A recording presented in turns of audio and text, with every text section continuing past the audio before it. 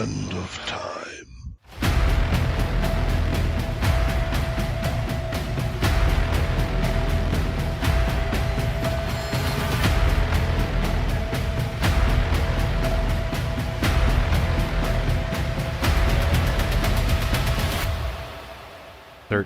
O'clock.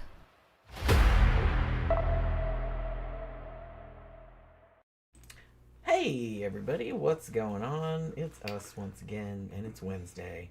And look, I have blonde hair with orange in it. This is a new wig that Tom got me. Yeah, I thought it was cool. So I'm kind of digging it. Just a different. Yeah, I might wear it out on Saturday. Yeah, it's different.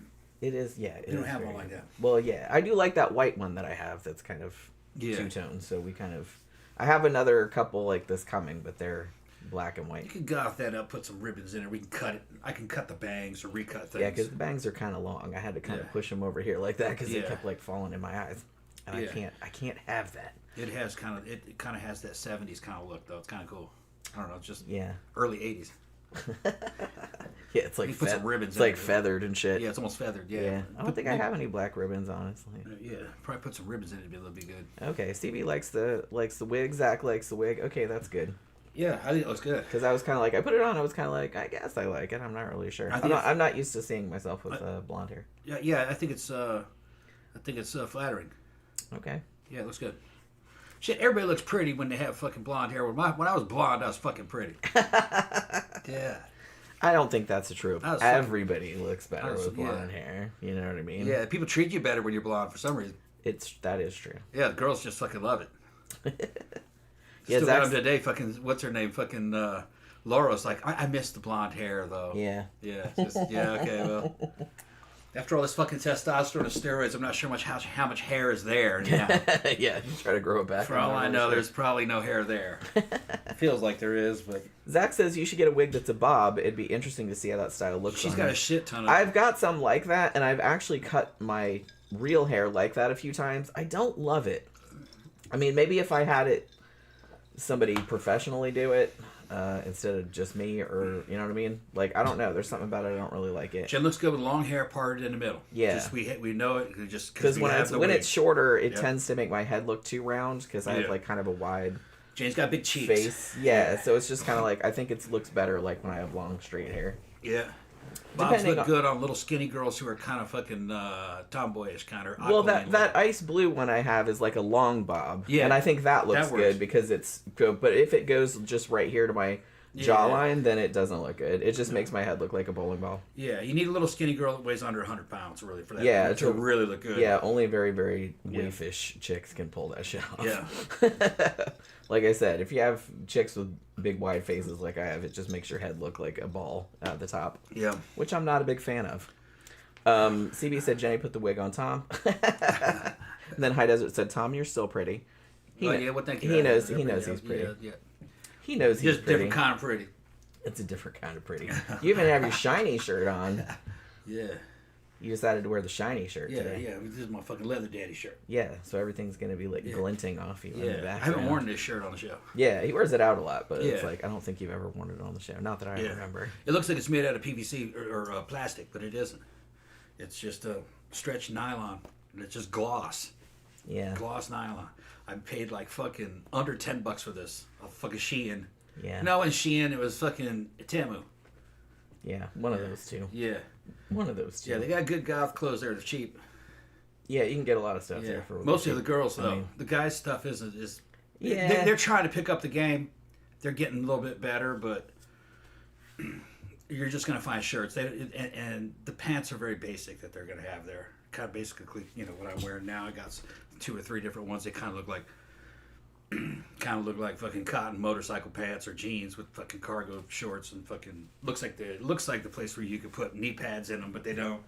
Fake, but they look good. But that's too basic for a goth club. Yeah, you need fancier shit. Yeah, fancier. You want to get something from like punk rave. Yeah, I mean, Lip Service probably not around. I don't think Lip Service is around anymore. Punk rave is, I think, still around, but obviously you're going to pay quite a bit more for that. $100 pair of pants. Yeah. But I mean, we've had some stuff from there that lasted a really long time. Yeah. I've got stuff from there that I could still wear.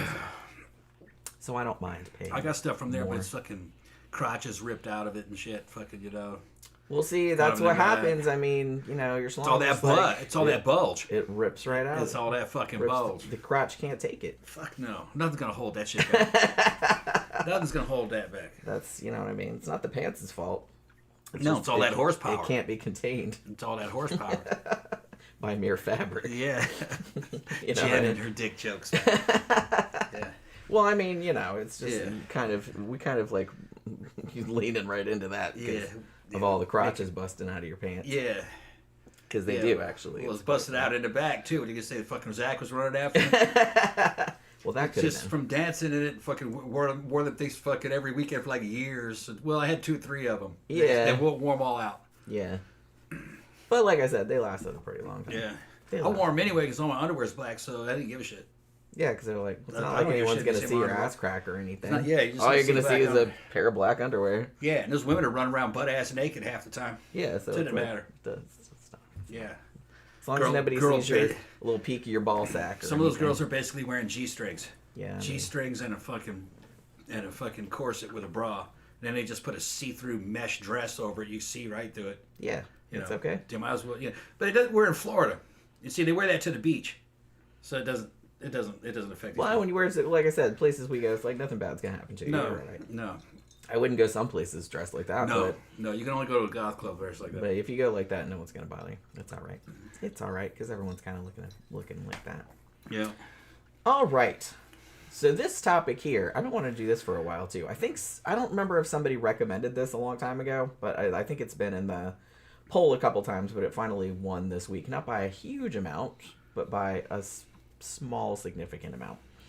So this is, if you were not alive to remember this happened back in 1995 and was a really, really bad domestic terrorist attack in Tokyo, Japan, by a religious cult who are a bunch of fucking weirdos. I remember when this shit happened. People didn't know, I do too. People didn't know what had happened. They're like, what was that all about? And like I said, because of the way that they did it, I can see how no one would know what was going on for a while. And I mean, to their credit, they figured it out pretty quick that it was some kind of bio weapon. Yeah. So thankfully, I mean, it's still not great that anybody died, but thankfully during the attack, and this was on 5 separate trains, it was a coordinated attack on 5 different trains, and only 13 people died. Like, a lot more people than that were injured, and some people had, like, some long-term effects, particularly, partial blindness and things like that. But the fact that only 13 people died on one of the most crowded metro systems in the world at rush hour, I mean, that's pretty amazing. Yeah. So I think that that's kind of a testament, too, to, like, the cult. They could make a bunch of bioweapons. They had a whole lab and everything. They had a bunch of education. A lot of their shit wasn't completely up to snuff, so thankfully it wasn't as deadly as it might have been. Remember when it first happened, people thought it was the news was saying it must be some kind of an underground gas leak. And then, that's kind of the first thing you would think of. And they were like, there's multiple trains, though. You know what I mean? And a little bit later, and they're like, it's all in different areas, so something happened here, you know.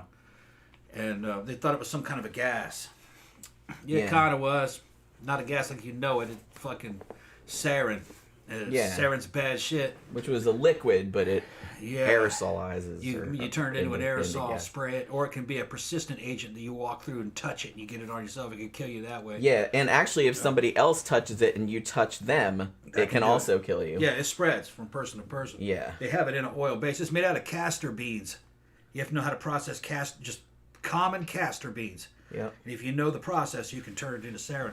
The Nazis were the first ones to figure it out, if memory serves. I think it was. I believe you're correct. And they were working on it. You know, I don't think they ever deployed it. It came out too late in the war. But I do remember hearing that the guy who was working on it was fucking killing rabbits. Yeah. They were using test rabbits. And he said the first time he knew he had something is I think he just fucking opened some kind of ampule inside a damn fish tank, totally sealed fish tank with a fucking rabbit in it, and one drop of that killed that rabbit in like 2 seconds. Yeah. And it didn't touch the rabbit. It was just the fumes coming off of the damn drop that he dropped in the top. So the rabbit just fucking immediately went into convulsions and died. Yeah, and it will kill a person. Just one drop will kill a person also. Yeah. Chemical agents, I was fucking fully trained in fucking NBC warfare, nuclear, biological, chemical warfare in the role of infantry. Know all about it, man. We did all kinds of fucked up training behind NBC. Most of it useless, okay? Because if you got hit with any of that shit, you were going to die. It didn't matter if you had the suit on or not. The shit was just... To understand what a chemical agent is it's basically bug spray tailored for humans. Yeah, that's exactly That's all it is. And we had these suits that were cloth and cotton suits, but they were charcoal lined. So your body could breathe in them and you wouldn't sweat to death. The Soviet ones were just a rubber suit. And you die of fucking heat exhaustion real fast in that thing. But there was no way, it was impermeable. There was no way for anything to get in that suit. The only thing that was rubber was our gloves and our boots, and we had a fucking a mask with a hood over it. And we had all these things that we would use, decontamination paper, test kits, and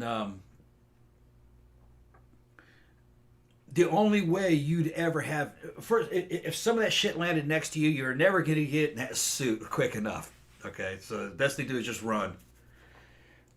If you already had that suit on and you got hit by it, you might live for a few hours, but eventually some of that stuff's going to find its way into that suit, especially if you're working or trying to fight.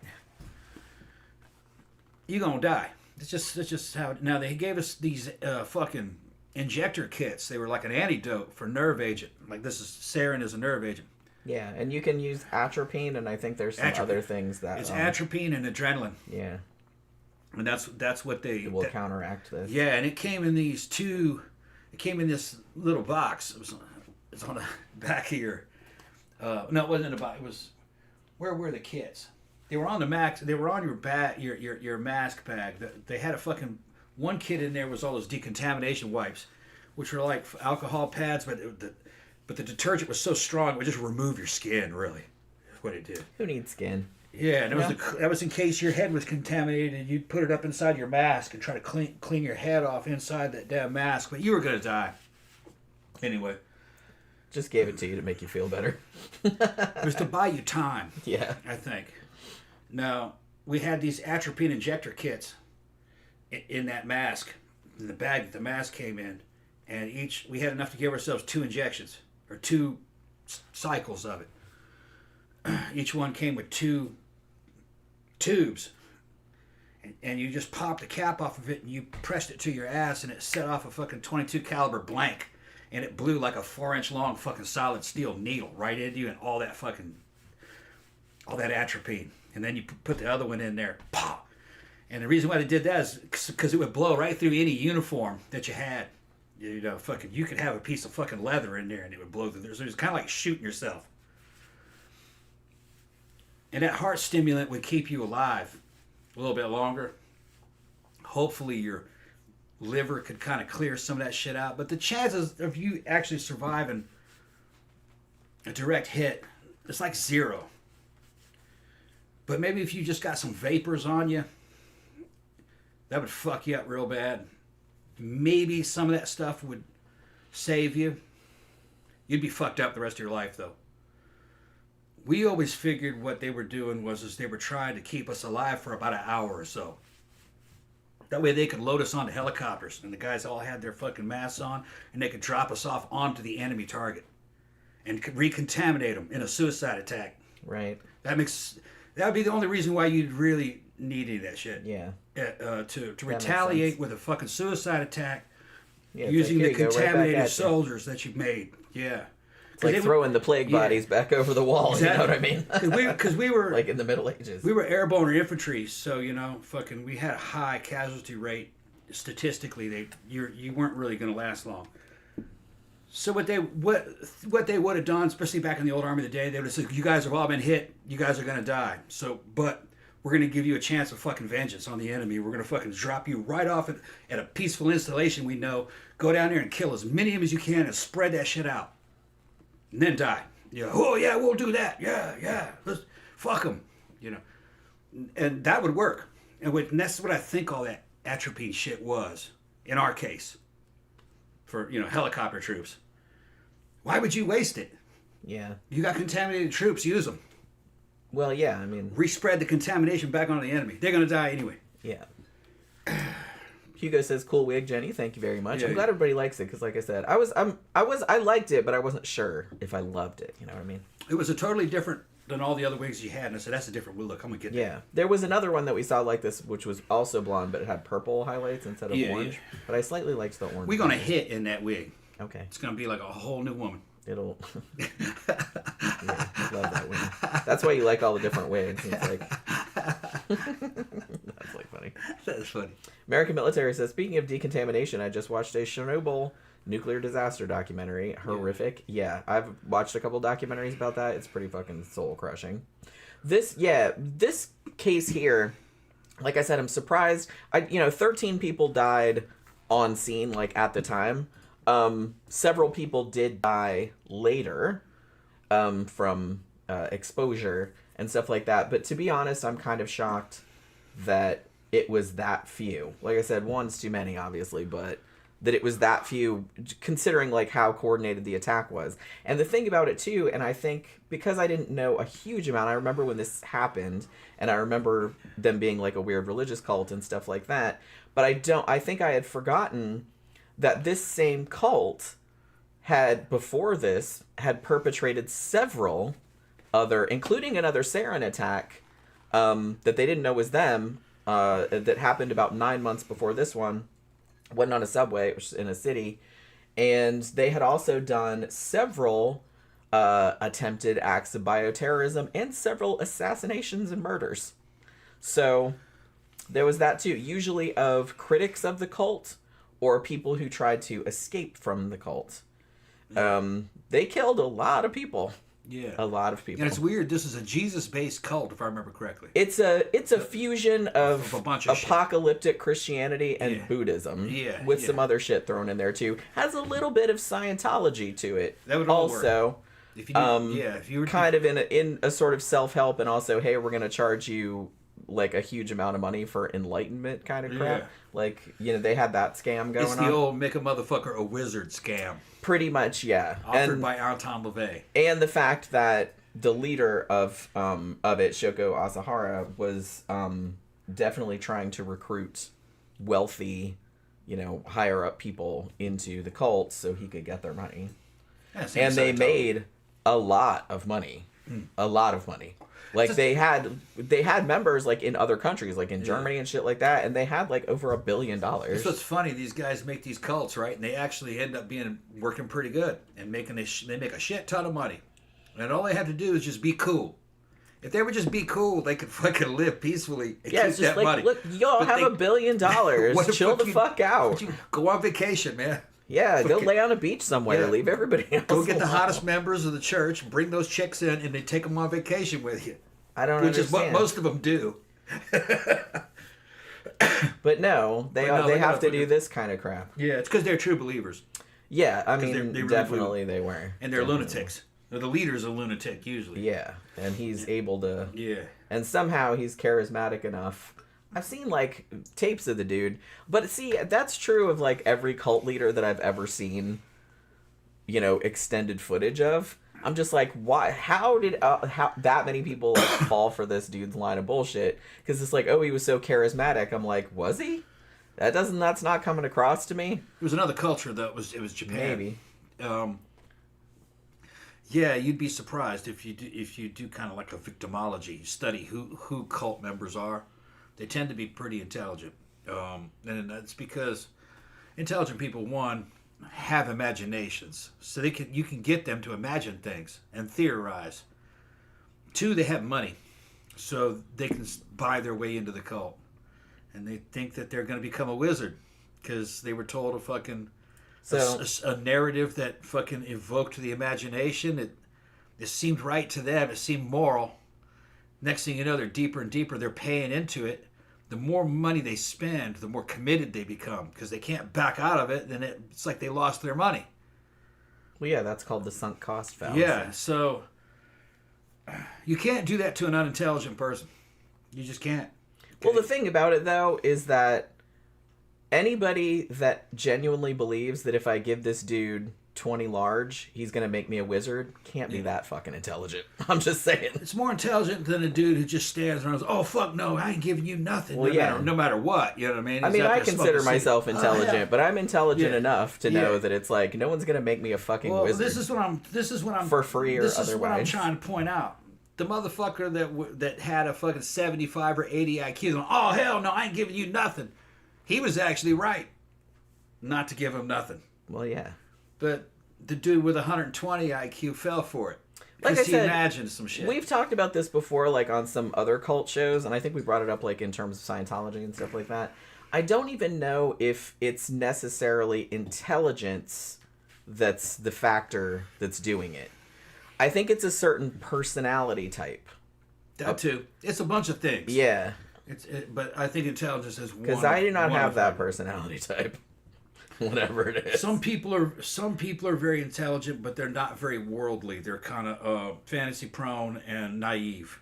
They were like, well, why would they lie? I don't lie. That. I tell the truth. And you say, now if I tell the truth, then they must tell the truth. They're better than I am. It's that kind of shit. Yeah. They don't have any street smarts. Yeah, because I think that's the way it is too. Because it's like, look, it's like I don't lie or anything that either. But I'm very, very aware that other people do. Yeah, you got a little bit more street smarts. But you weren't sheltered. Oh, if you Scientologists, according to all the interviews that I saw, the Scientology whales, the ones that had all the money that they were milking, were naive. Yeah, they weren't street smart at all. all. Well, obviously, and they just had a lot of money.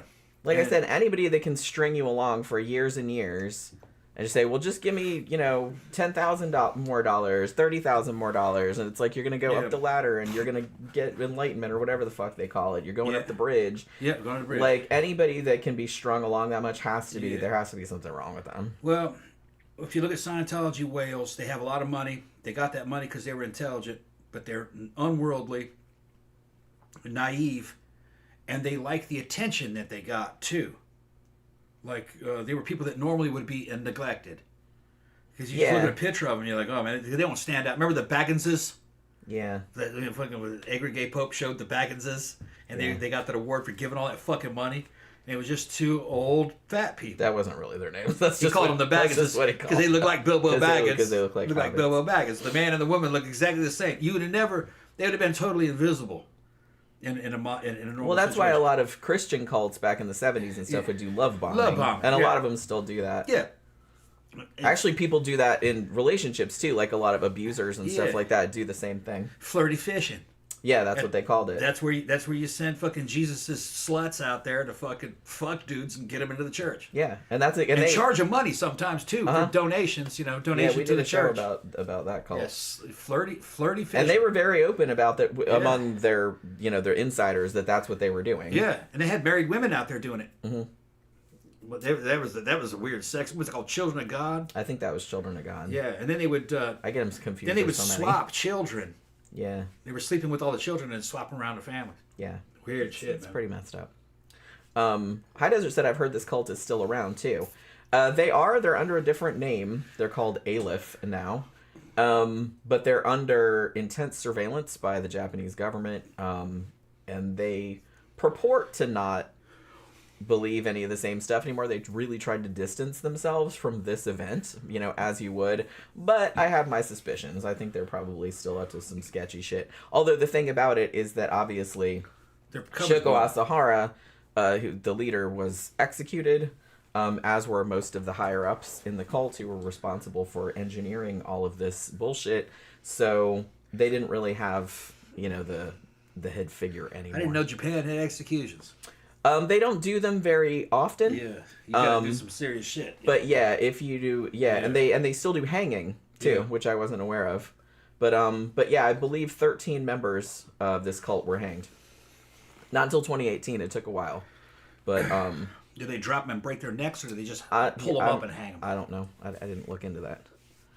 But yeah, Oracle says, I don't know of any cult leader who ever has enough. The goalposts keep moving out of reach. Yeah, exactly. Yeah. And then she says, I think it's not so much about intelligence as it's about skepticism or suspicion. Yeah, I think that's more what it is. Yeah. Or perhaps the real trigger is privilege. If you've never really had to think too hard to keep winning, you don't have a strong mental toolkit when it comes to con artists. All true. Yeah. That's actually very very insightful they're called comment. ducks, sitting ducks. Yeah. All right. They don't have any defenses because they don't have any street smarts. Mm. Naive. That's another way to put it. Yeah. So, like I said, I don't even know if it's so much. I mean, cults like this, they do tend to be more intelligent generally, but I think that's. Well, what I'm trying to say is that dumb people don't fall for this because they have defenses that they learned because they're not protected. Yeah. All right, because they tend to be poor. They don't have any money. Yeah. If you're rich, you're protected. Yeah. So you never really deal with fucking bad people or liars or fucking adversity because your money is protecting you. Yeah. So they don't have the defenses. Yeah, you have several layers of padding between you and the real world. Yeah. So you don't really have to like live in it or anything. Yeah. Like you don't have to go out and do regular shit. I came up around some really rich people up in Brazil, and about half of them were like that. Kind of like a little bit in La La Land because they didn't have normal people problems. They were fucking rich, Yeah. Super rich. That must be kind of weird. I can't imagine. Yeah, but then like the patriarch of the family was basically a cartel leader. He's fucking ruthless. Literally. And they're involved in politics and all kinds of stuff. So he's the one that got him there type of deal. He's the one carrying the flames. But all his dependents, you know what I mean, his brothers and the lesser members in the big family and the wives and shit, they have no idea what's going on just in La La Land. Yeah. I mean, they probably suspect, but they just like tell themselves, oh, it's probably not that. They just don't want to think about it. Yeah. I imagine. So they can keep living the life. Yeah. So. Well, hierarchy in Brazil is like the law, basically. The richer and more powerful you are, the more privilege you have, and that's just normally accepted. Well, I mean, yeah. That's how it is. I mean, that's true all over the world. Yeah, and they accept that rich people own and control the government, and it's totally corrupt. And those laws are for the little people. You know what I mean? Well, the big people fucking tell you what the law is. They got assassins that are policemen and all kinds of shit. CB said preachers are the worst cult leaders because they always spend their donations on sex workers and blame the devil when they get caught. Yeah, that happens a lot. High Desert also says in Japan, they don't announce the day and time of your execution. They just show up at your cell and take you away. Surprise! It's like the world's worst surprise party. So you never know when it's coming. Yeah. I can't feel too bad about that, to be honest with you. Like I give said, a fuck. Yeah. I'm not a huge advocate of the death penalty if it's applied in cases like this. Like, I didn't really have a problem with these motherfuckers getting executed. I got no problem with death penalty. You just have to have fucking good proof. Yeah. And it's got to be something heinous. And if you did, and if you did something really, really heinous and they're absolutely sure you did that shit, then I'm not really bothered about it. But like I said, this thing where it's like, well, we're pretty sure he did it. It's like, that's kind of... Now, you got to be sure. You got to have DNA evidence, fucking photographs, fucking or whatever. Somebody go, yeah, that's him. Real fucking sure. Yeah. Before you do that. Because it's... I mean, it has been proven that it has been not applied very fairly in the United States and in other countries. That was in the past, though. You have to have DNA now, I think, pretty much, in all the modern cases to have it. Yeah. Well, most of the time. I'm not real sure. Most of the weird shit was when there was no DNA and fucking... And you just had one person show up and be like, yeah, witness, I'm pretty sure that's him. I think that's him, yeah. Right. Okay. Yeah. Put him in the electric chair. And then it turns out later that wasn't him. You know what I mean? Misidentified him and stuff. Yeah. I mean, it happens. Like I said, people's memory is... Yeah. It's the worst one. It's really not... I always kind of felt like if you were accused of a crime and the only evidence they had against you was witness testimony, unless it was like a fuck ton of witnesses that all told pretty much the same story and they didn't talk to each other, maybe okay. But it's just like one or two people saying like, yeah, we're pretty sure that's the dude. Fuck that. That's not enough. It's not enough.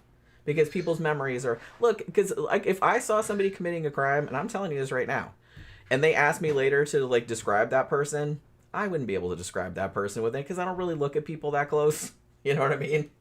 And it's like, especially if it was some situation where it's like, oh my God, that dude's committing a crime. Like, I wouldn't really even notice what he looked like. So I would be probably no help at all. All right, so let's talk about the origins of the cult behind this attack and all of the other crazy shit that they did leading up to the attack. Because, like I said, they killed a bunch of people before that shit even happened, which I was not aware of the extent of. You know what I mean? So this cult, which would originally be called, and I'm telling you right now, it's like, I apologize to any Japanese people because I'm sure that, like, me pronouncing some of these place names and people names and stuff like that, I'm sure I'm probably going to butcher them, so I'm apologizing in advance. I'm going to try, but we'll see how it goes. So the cult is called Aum Shinrikyo, which I think means something like supreme truth or something. I'm just like, okay, already. I'm just kind of like, you come at me with something called supreme truth or truth anything, and I'm just kind of like, yeah, no.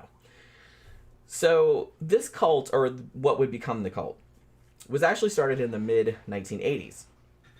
And the person that started it, Shoko Asahara, that was actually not his birth name. Now, I'm going to call him that because that's what everybody knows him as. But he actually didn't change his name until later on, like in the 80s. He was actually born Chizuo Matsumoto. And he was born into a really big, very, very, very poor family in the Kumamoto prefecture. Now, his dad, I think, like, wove mats. You know, like the straw mats that they put on the floors and stuff like that? Like, he made his living doing that. And him and his wife had a bunch of kids, so obviously he had a bunch of people to support. So they were, like, dirt poor, like, really poor. Now, Shoko Asahara, when he was born, he actually had infant glaucoma. So he was completely blind in his left eye and almost completely blind in his right eye. Like, he could still kind of see, but not that great. You know what I mean? So because of this, he actually got enrolled in a school for the blind, as you would, even though he could kind of see. But he was legally blind, you know what I mean? Now, at this school, according to most things that I read, he was known as something of a bully. It was kind of like, in The Land of the Blind, the one-eyed man is king. Yeah. It was exactly that situation. Because he could kind of see and the other students could not, he kind of used that to sort of lord it over them. And one thing he would do, too, is that, allegedly, he would, extort them, like, to help them with things, but, like, he would make them give him money, like, for doing that. You know what I mean? And he would, like, beat up on kids and shit like that. So, reportedly, he was kind of a dickhead, like, even when he was a little kid, like, at a blind school. Now, he applied to a university but didn't get in. And then he started doing, like, something that a lot of blind people in Japan, especially around this time, did, where they worked as masseuses or did herbal medicine or something like that. That was a very common profession for blind people in this time period. So it was just kind of like Zatoichi, the blind masseuse thing. So like I said, it's a pretty common profession for them to have. But he started getting into herbal medicine and eventually opened up his own pharmacy. However, he only operated it for a few years. I think it was fairly successful. But then he ended up getting arrested or charged with operating pharmacy without a license because he didn't have all the proper paperwork and was, like, making claims about shit that weren't true and stuff like that. So he ended up getting charged and got a big fine, and the fine actually bankrupted his thing. Now, the same year that happened, which was 1978, he also got married. Now, I saw different reports. One report said they had 12 kids, and one said they had 15 kids. I don't know which one of those is true or if either of them is true. But I'm just kind of like, holy Jesus. So that's a bunch of kids. That's a litter is what that is. So around this time, I guess because he was sort of disillusioned after losing his business, he started getting interested in a bunch of different religions. Buddhism, Hinduism, astrology, Christianity, particularly kind of apocalyptic end times type Christianity. He was real into that. He actually went to India and spent a couple years there, and that was when he started looking more like a guru, like growing his hair out real long and growing his beard out real long and doing the thing where he's sitting and he's like floating and all this other kind of crap. And he even met the Dalai Lama because nobody thought anything weird. They just thought, oh, he was some like upcoming spiritual teacher. Nobody knew what was going to happen in the future, obviously. So he actually did meet some kind of famous religious leaders and shit like that. Now, so while he's kind of putting together his belief system or whatever it was that he's doing, I don't know if he intended to start a cult, but it just, I don't know. It just kind of happened, I guess. So he's basically like, he came up with a thing where, like I said, it was kind of a combination of Buddhism with like the Book of Revelation type of shit. And he's basically saying, you know, anybody that follows me, I can relieve you of all of your sins. And he started with this whole thing, like he wrote a manifesto, which is a big red flag right there. Anybody that says they have a manifesto, I'm gonna write a manifesto. Run the other way, because that's never a good sign. Someone's writing a manifesto. I'm gonna write a manifesto just to piss off Jen. The Tomafesto. It's about booty. It's the booty manifesto. Yeah, it's about booty. You should totally write that. That would be really funny. The booty. You could do illustrations and everything. Yeah, a philosophy behind booty and everything. The booty fest. How does this shit happen? I would read that. I'm not gonna lie. Yeah, I don't know how this shit happens. I'm not gonna lie. I would totally read that. Or a Booba Festo. That would be good too. That's the sequel. The sequel is it's the Booba Festo. It's a 2-part manifesto. Okay. All right. I'll be looking forward to that. So hopefully you can do the audiobook version. I'll dictate it. Yeah, that would be really good. So he writes the manifesto, and at the core of this manifesto was, again, kind of like an end of the world Christian type of thing. And what he thought would spark off the coming apocalypse, because he was totally like, yeah, world's gonna end, was the U.S. starting a nuclear war against Japan. And he prophesied that would happen in 1997. Against Japan? Yeah. Why would the U.S. The dude is crazy. What do you want me to tell you? You know what I mean? He didn't see The Man Who Saw Tomorrow? He could have... Oh, I don't know. He could have... I wonder if he was into Nostradamus. He should have gone through the Nostradamus, Man Who Saw Tomorrow, that Tiger in the Blue Turban and all that. Fucking, you know... Which kind of sounded like Iraq, but that's not exactly what happened. We just rewatched that the other day, because I saw it a bunch of times as a kid, because it was always on cable. And I was like, wow, they got every single thing wrong. Yeah, everything was wrong. Pretty much. And none of it happened. Nope. None of it turned out. And it was, it had awesome narration by Orson Welles. Yeah. But now when you're an adult, you can see how cheesy it is. Yeah. How they're really like hyping the whole thing. It's they're really reaching on some of that shit. It's really reaching. It's Much Ado About Nothing. Yeah. Much Ado About Nothing. It's scary when you're a kid because you don't really have critical thinking skills yet. But like when you watch it now, it's like obviously such bullshit. And especially now seeing it after like all these predictions supposedly came true and nothing remotely like that even happened. I was like, see, Nostradamus didn't get anything right. And the quatrains they're talking about, remember there was all these little caveats. It was said in his day.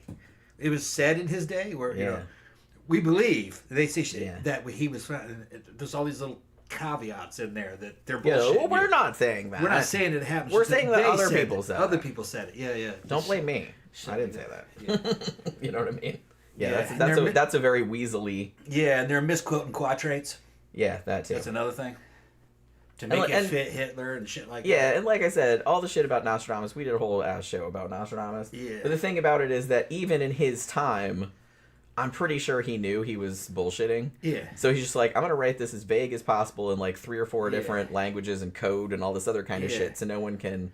They'll just interpret it any way they want, and it worked. There's a lot of wild shit from that era, like the Voynich manuscript and magical books and shit. It was the entertainment of the day. Yeah. It's like, Nostradamus is who you hired. A lord would hire his ass to come to a party and wow the guests. That's all it was. Yeah. And evidently he was real good at it. Yeah. Or people were just dumb suckers. I mean, He was little column A, he little was column just a B. showman, you know. He's probably along the lines of Houdini for his time. Yeah. Oh, when Nostradamus, he's coming. Nostradamus going to be here, you know. Ooh. Yeah, Houdini was the shit too, except he was actually doing stuff. And he didn't make it, and he didn't tell people he had magical powers. No, he was defrauding people. Yeah. That was his thing. Yeah, and like I said, I'm a big fan of like Houdini because he would go to the seances and be like, nope. Yeah. And he would show how they did it and all this other kind of shit. Fucking Sir Arthur Conan Doyle was believing the shit. Yeah, like fairies and shit. That's a fascinating friendship. We did a show on it. Yeah, I think we did. We mentioned it on shows. Yeah, I think we did a show about Houdini like a long time ago, and I think we talked about that Sir Arthur Conan Doyle stuff. Like they were friends for a long time, and the thing about Houdini was that he wasn't completely averse to there being like an afterlife or ghosts or whatever. He had just never seen any proof of it. Like he wanted it to be true, but he was too skeptical. He's like, look, I have to see actual proof of it before I'm going to believe it. And he didn't like, because he had lost loved ones in his life, and he didn't like that all of these people were going around like scamming all of these people out of their money and telling them that they could talk to their dead relatives when they couldn't. He just saw like that made him mad. He just saw scamming, so he wanted to stop. That makes me mad too, so I get it. Yeah, he wanted to stop the scam. Yeah, you're just taking advantage. You're taking advantage of people at a really vulnerable time, and that's shitty. But I'm pretty sure that Nostradamus, and there must have been other ones like him that are forgotten, throughout history, were entertainers of the time, kind of like Houdini or magicians, Uri Geller, that kind. They were like guys like that. You hired to come to your dinner parties in fucking lords' mansions and shit. And they do tarot cards and shit like that. Yeah, and you wow the guests, and then you could sit back and lord over it.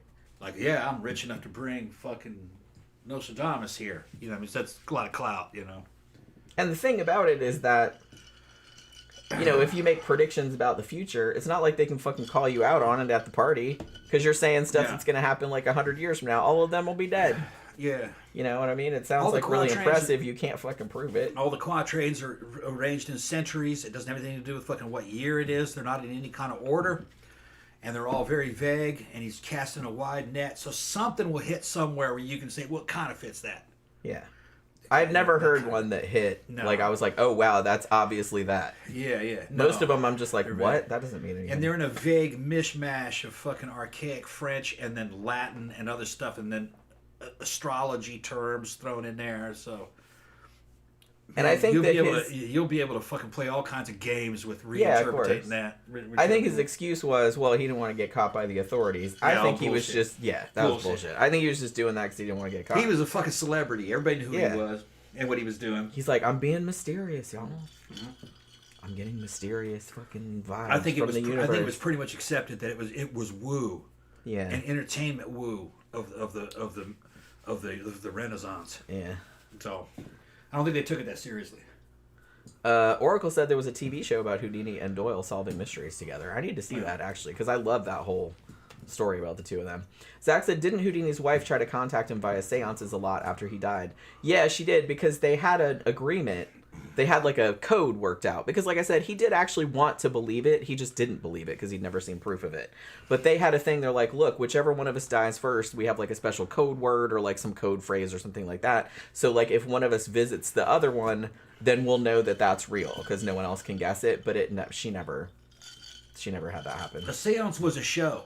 Yeah. It had people working in it. They were fucking making noises and fucking doing shit. The whole thing was a setup. I mean, they're cool. I love the whole aesthetic of it. Yeah. But it's like not really dead people talking to anybody, obviously. It's just a bunch of tricks. Yeah. And people of the day kind of were sus behind. They kind of suspected that it was false, but some of them just wanted to go along with it. And other of them were like, oh, this is total bullshit. They're just making shit up. I always thought it'd be kind of fun to just like to do one like an old school Victorian seance. Like obviously everybody knows it's fake. Like they have the Haunted Mansion, like in Disney World, but like you could go to it and participate. Yeah. You know what I mean? And they would just have like all the creepy shit, like special effects and everything like that, so it'd make it seem like. And you had somebody doing it that was like a really good cold reader. The funniest thing about it is ectoplasm. It's so random. People that would believe the shit, fucking like, yes, it was real. I saw the ectoplasm. It exuded and it appeared from nowhere. It had a musty smell. It turned out the ectoplasm was fucking white cloth. It's like cheesecloth. Cheesecloth stuffed up the fucking medium's cooch. Yeah, that's what. And she pulled. That's what it smelled. And they would just the smell. That's where she would hide it. That's where she's hiding under It's her coat. nature's purse. Yeah, but they would just what say, I well, that's always what call it. ectoplasm... Ectoplasm is a fucking weird fucking concept. I know, I thought that was so... I'm like, where the fuck did that come from? Like, it's like, what, ghost snot? What is that? Ghost snot. Jizz? Yes. Coming You're from the other world? You're exuding fucking extra-dimensional fucking plasma, I guess. See, I think Like some blood medium plasma. just came up with that because she had some cheesecloth laying around. Yeah, she pulled out a... And then all the stash other mediums are like, shit, that's a great idea. Yeah. Like, it's like, look, I'm manifesting physical from the spirit stuff world. from the spirit world. And everybody's Yeah. like, God damn, that's good. Why Yeah. didn't I think of that? Yeah. And now they all had to do it, too. And they're doing it in How'd you do that, girl? They're doing it in a darkened room, so Yeah. nobody really knows exactly what's happening. Yeah, you don't see her, They like, don't- reaching down there and pulling that out of her vag. Yeah. Although, Ooh. what's funny is that one guy that was skeptical of one of the seances I was reading, this was a long time ago, also said that the medium clandestinely offered to turn a trick, too. Mm. So evidently... So she had, like, a little side hustle Her going. side hustle was to turn, was to blow. Hey, motherfucker. I mean, maybe mediums weren't, maybe Yeah. it wasn't paying all that Yeah. good. So it's Yeah. like, just on the side, I didn't really make a lot on the seance shit today. I'll blow so, you while I'm here. So hey, And while we're already here, it's dark. I'll just crawl under the table. Yeah. So that particular guy that I remember reading about him in the book. This is a long time ago. I read it like in the '90s, early '90s. He said he couldn't catch her, but he didn't believe it. You know, Right. he thought it was fake. I mean, some of them were really good at what they did. And then but- and then afterwards, when she dropped the fucking hint that she could offer more private services, wink, Quote, wink. He was like, "This bitch is a scam artist, man." He's gonna produce some ectoplasm too, if you know what I'm Yeah. saying. Yeah. So, how'd we get off on this topic? I'm not really Get sure. some ectoplasm out of your ass. Just sit back, lay back, and relax.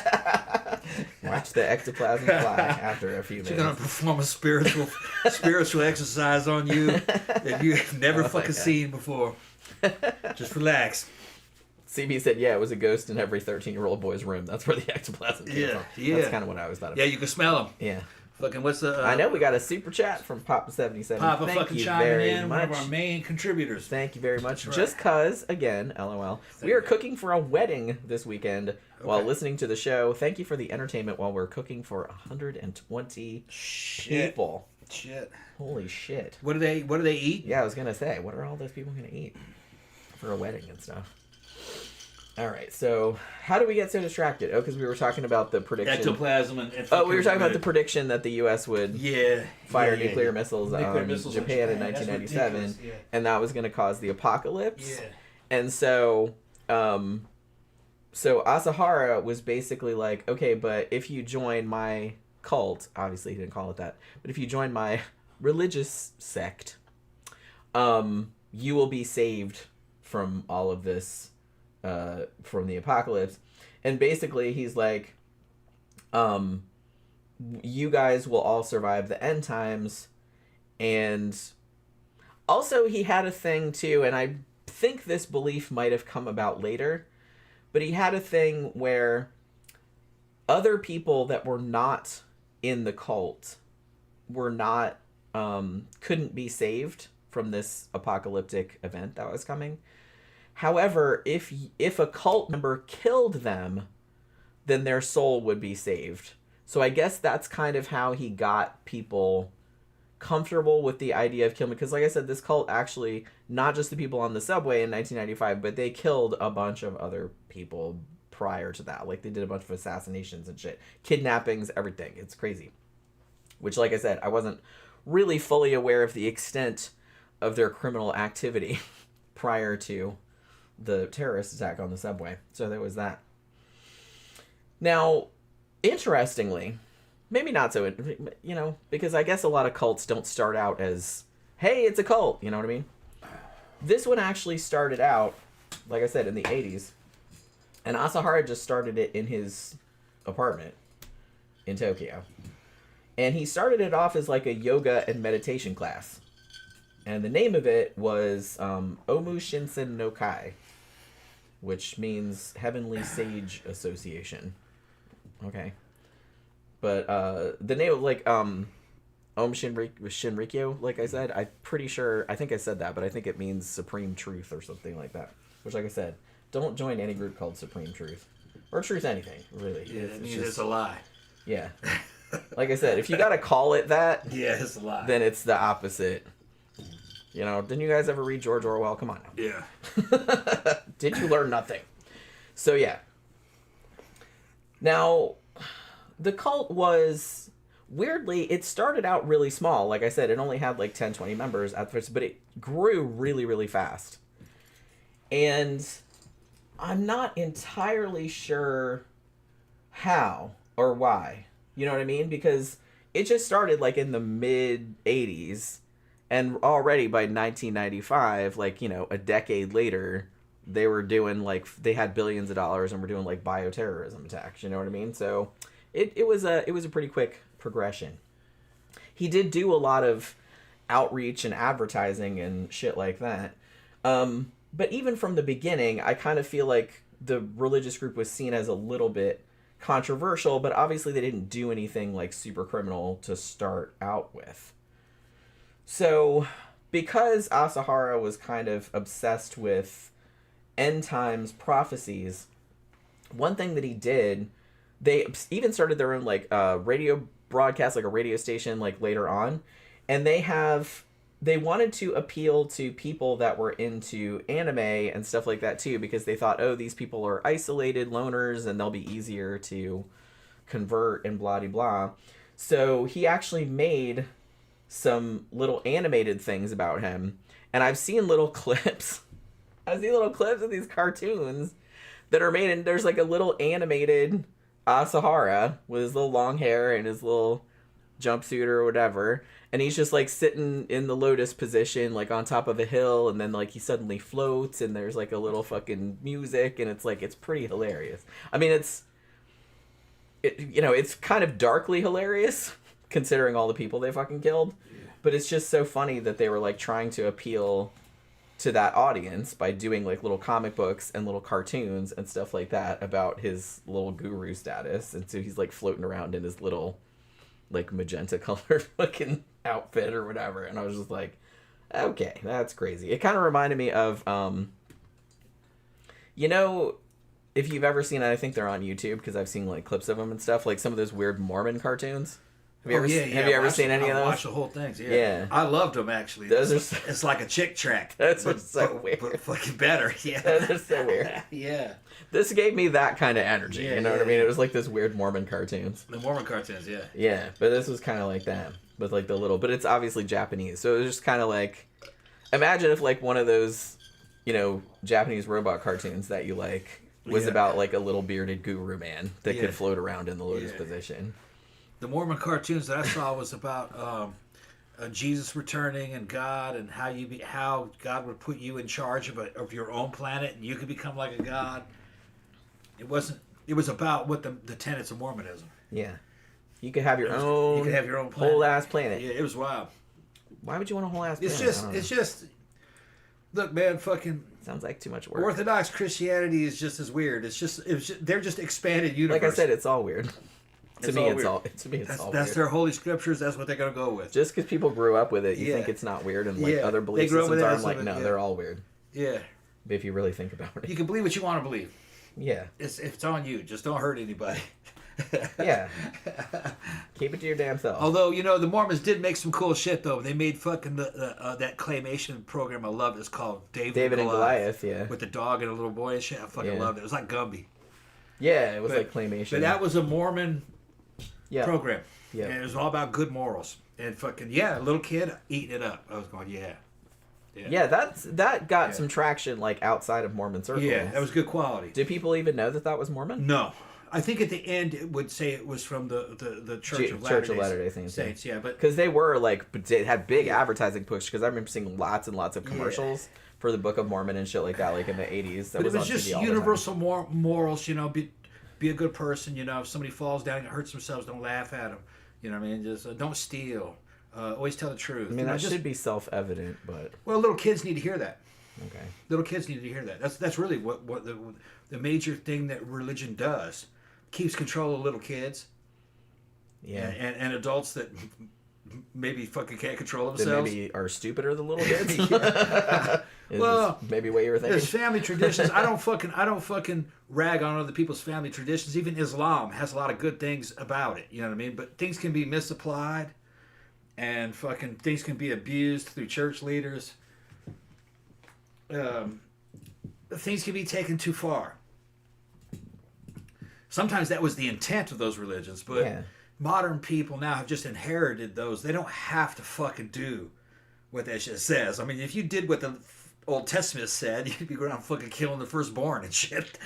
Yeah, don't do anything in the Old Testament, okay? Yeah, right. Yeah, you're gonna have a bad time. Sacrificing your own firstborn children and shit. Yeah, and then being like okay with it. Mm-hmm. But well, that's the thing. I kind of feel like people naturally kind of know right from wrong. Yeah. Right? I mean, yes, kids need discipline and shit like that.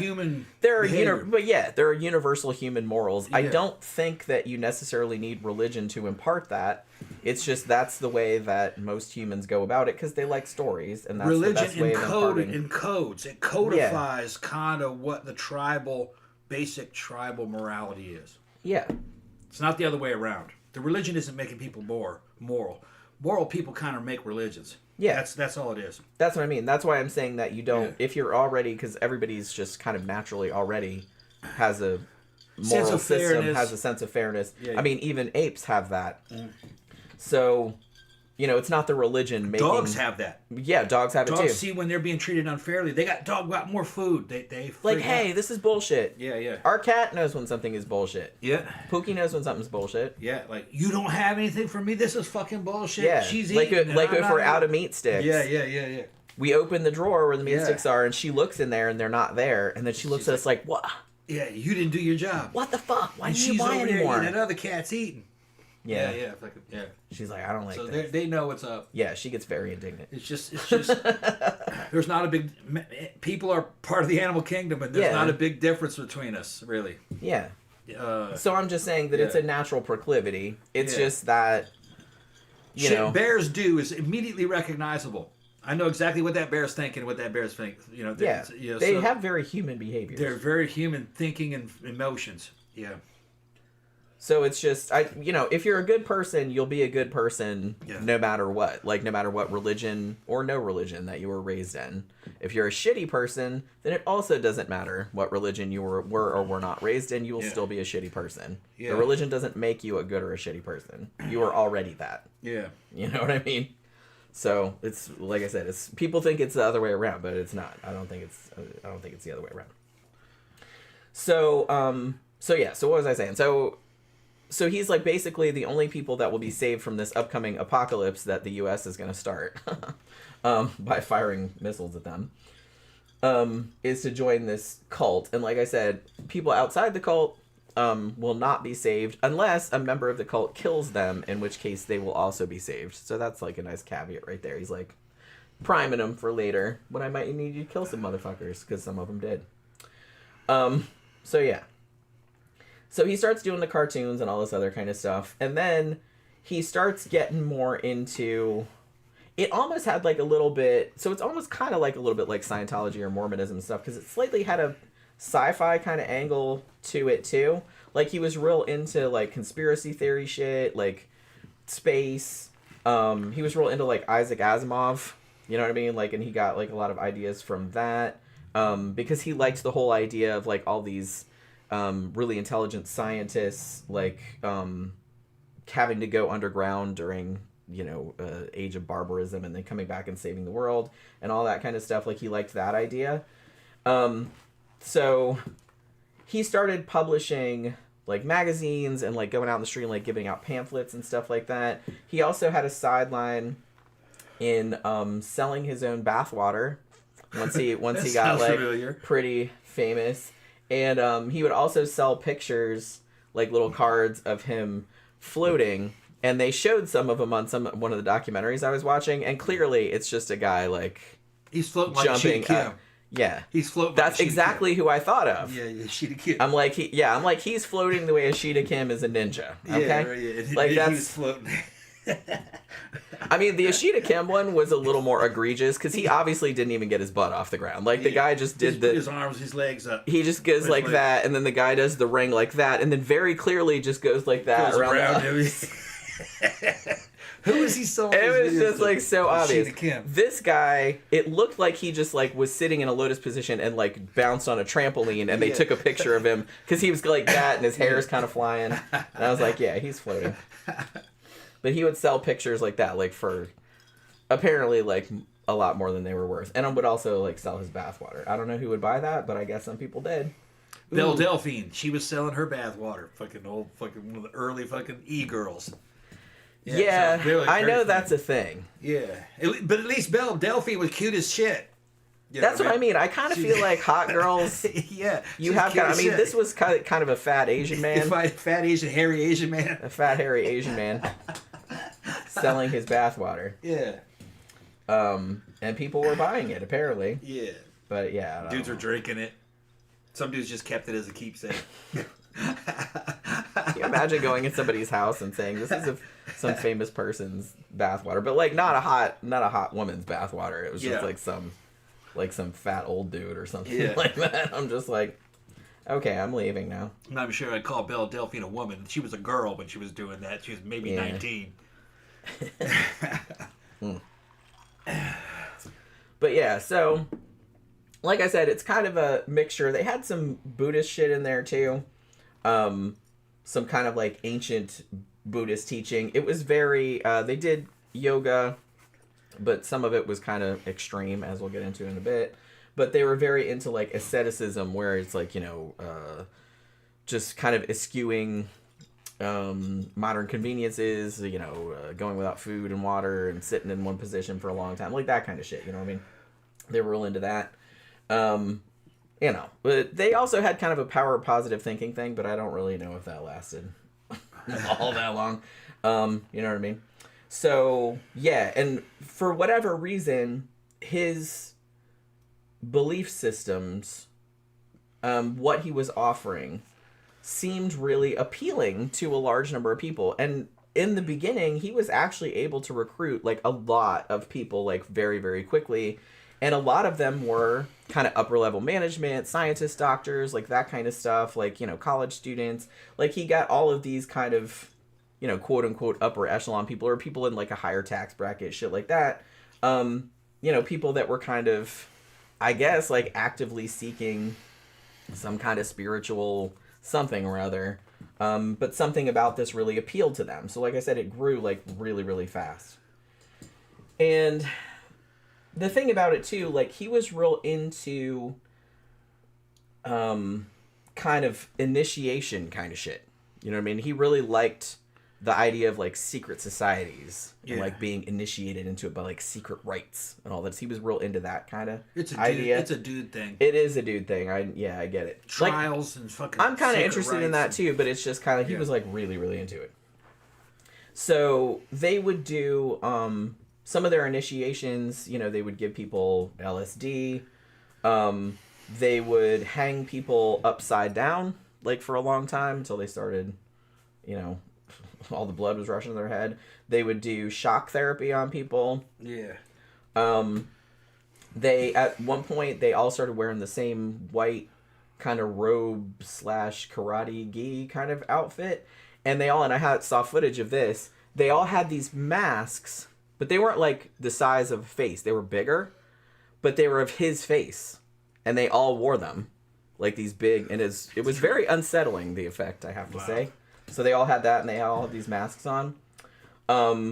You know, and as time went on, just like in Scientology, you know, shit got more and more abusive. Like people being subjected to sleep deprivation, being denied food and water, like I said, hung upside down, put in vats of boiling water. Yeah. Forced to drink the dude's blood. Yeah. Shit like that. Like, things like that would happen. This is something a dude came up with. Okay. Aren't they usually? There's really not a lot of cults founded by women. Yeah, and women don't come up with this kind of shit. I'm trying to get okay. There was a couple of these feminist women. I was watching a video they were making, and they were talking about these guys that they were dating. These were right-wing guys that they dated. and they were like, you need therapy, you need talk therapy.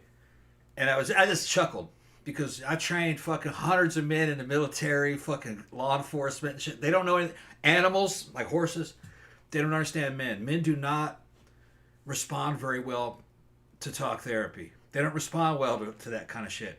What they respond well to is physical trials. And the Indians knew this shit. You hang a motherfucker from a damn ceiling with fucking spikes through his back. Make him prove his fucking manhood.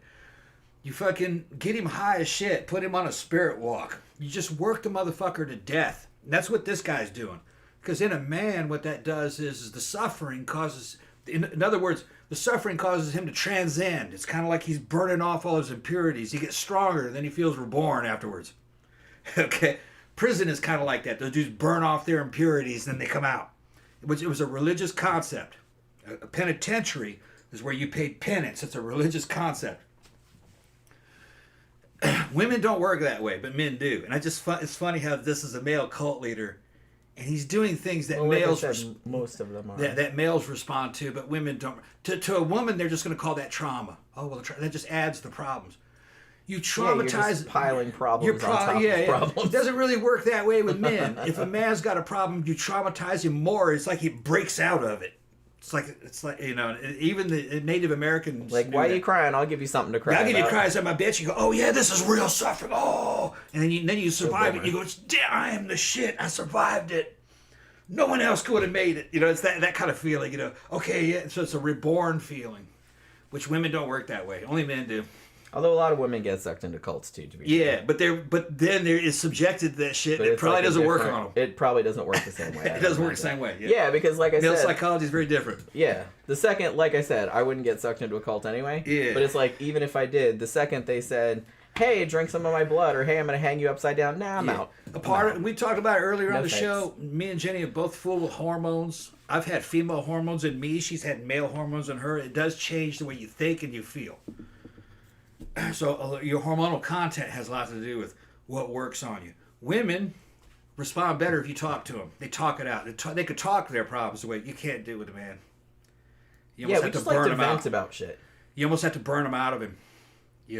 Which is most animals are like that. You just keep that animal working. If it's bad, you don't want to beat the animal. Just make it work.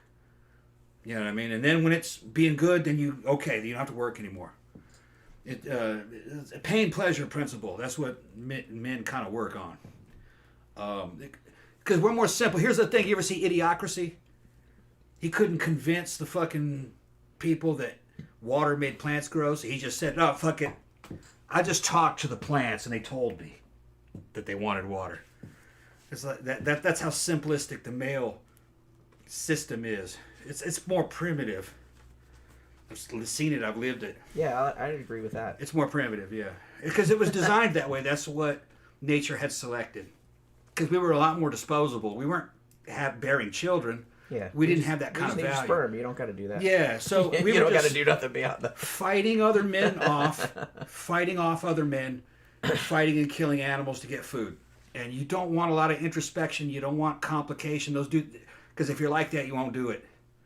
You want a fucking aggressive motherfucker who doesn't have very much introspection. Now that comes later when you get older, but when you're young, and primitive dudes didn't live long. 30, they were dead probably. 40 maybe. But that's what he's doing here. He's doing ritualistic shit. Trials of fucking work about in the same way. They don't usually start out like this. As CB pointed out in the beginning, a lot of cults are not evil. And a lot of them don't. A lot of them start out as self-help groups or religious groups or something, and they seem normal at first, but then, like the fabled frog in boiling water, like shit gets worse and worse, but it's just kind of like they keep pushing your boundaries to see what you'll let them get away with. Yeah. You know what I mean? And if it's a man, it's going to be male-oriented shit. So he's doing fucking basically trials. Physical trials. You're going to do this. He'll put you in boiling water and shit. A dude would come up with that. A woman would never come. Because that would kind of be effective on a dude, maybe. But it wouldn't be effective on a woman. They don't work the same way. No, like I said, I'm no one's putting me in boiling water. No. Sorry.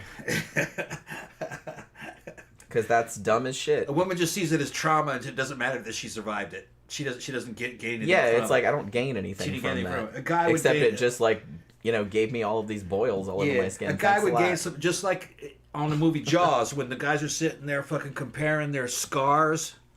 That only has a meaning to men. Women are like, you motherfuckers are crazy. Yeah. Why would you do such a stupid thing to yourself? Yeah, well, that's what human sacrifice, self-sacrifice is all about. Well, and yeah. fucking trial by ordeal, that kind of shit. Yeah, like I said, it's very common. And like I said, cults know to use that. Like, initially they'll start out as helpful and normal, and a lot of times they'll love bomb you and, like, pay a lot of attention, whereas maybe nobody did before. And so they lure you in, and then once you're sucked in, then they start pulling out the big guns and start doing this crazy shit. And dudes will bond through mutual suffering. You put a group of dudes through some bad shit, military shit, war, prison, whatever. They'll bond together. They'll remember each other forever. You know what I mean? They'll fucking fight and die for each other after that. Women don't do that. They're just not built for that. That's not what they're for. So they just don't have the hormones. Or the genes, I guess. And it's not just human males. Animal males do the same thing. Well, we just go about things a different way. We bond a different way. They do it. They bond. Women bond a different way. Women bond a lot in the animal kingdom over children and caring for children, because that means more to a woman. Doesn't mean as much to a man. You know. Well, yeah, like I said, I don't particularly like kids, so I don't really think that applies to me, but, you know. Yeah, but in nature, that's what it is. Well, yeah. That's what they're doing. Oracle sharing says... sharing children, raising stuff, and being a matron, you know. It's a matriarchy level shit. Yeah, they do that. Making sure everybody's safe, that the food's all shared fairly, that, you know, that's... Women have to keep everybody's fucking lives together. Yeah. Dudes can go off and do whatever stupid shit they want. We're the ones that have to keep everybody's lives together. Of all the animals, the women are the guardians of the camp. They're the guardians of civilization. Well, yeah. The men are gone. Yeah. All right. They come back though. They're off doing stuff like on Jackass. Right. But the civilization itself is kind of centered around women, and the men are kind of disposable. And other groups of men can chase the other dudes out and take over, like in Lions. And the women don't even care, because they don't really care what guys are there, just as long as there are guys there. Oh, we got new guys. Okay, fine. Oh, well, same as the other ones. Same as the other ones. Only the guys would matter, because, man, we lost the girls. Now we don't have any place to go. You know. Yeah. Oracle says, Joseph Smith was a horny teenager when he came up with Mormonism and explained so much about the doctrine. Oh, it totally does. It totally does. And Oracle also says, hey, women are selling their farts in a jar these days. Yeah. There's a sucker born every minute. Yeah. Man, I need to get in on that action. The simp economy is drying up, though. It's not what it was. Yeah, you can't really. It's not what it was. I don't the think market's you can... flooded, and the dudes see through it now. It's old hat. See, because like the first couple people that thought of that, everybody's like, "Woo, what a novel idea!" Yeah. But then everybody started doing it because, man, that's super easy, right? Because remember how for a little while back in, I think this was like the 2000s sometime, where people were trying to sell like ghosts in a jar, like on eBay. Like I think one person did it, and I don't think it got taken down. So everybody's like, "Holy shit, that's an awesome idea!" Or like they're selling their soul, like all this other kind of shit. There was all kind of controversy about it, and so, you know, but like I said, everybody started doing that after that, so you can't really make any money out of it anymore, I guess. But yeah. So obviously, as time goes on, it starts getting more and more fucking abusive, as cults tend to do. And by the time the late 80s rolled around, there were a lot of accusations coming out around the cult. There was a lot of controversy surrounding them. Because some people were getting out and were saying that they were bringing in people under deceptive practices, like holding people there against their will, basically extorting money from people. Like I think in a few cases they were kidnapping family members and like holding family members for ransom and like saying you have to go to your ATM or whatever and like get money out like to get your relative back or whatever. And in February of 1989, they even straight up murdered a member that tried to leave. And what ended up happening in that case, I believe this is the case that they're talking about, because they did murder a bunch of people, but this is just one case. But remember how I said they put they would do these trials, they put dudes in boiling water and stuff?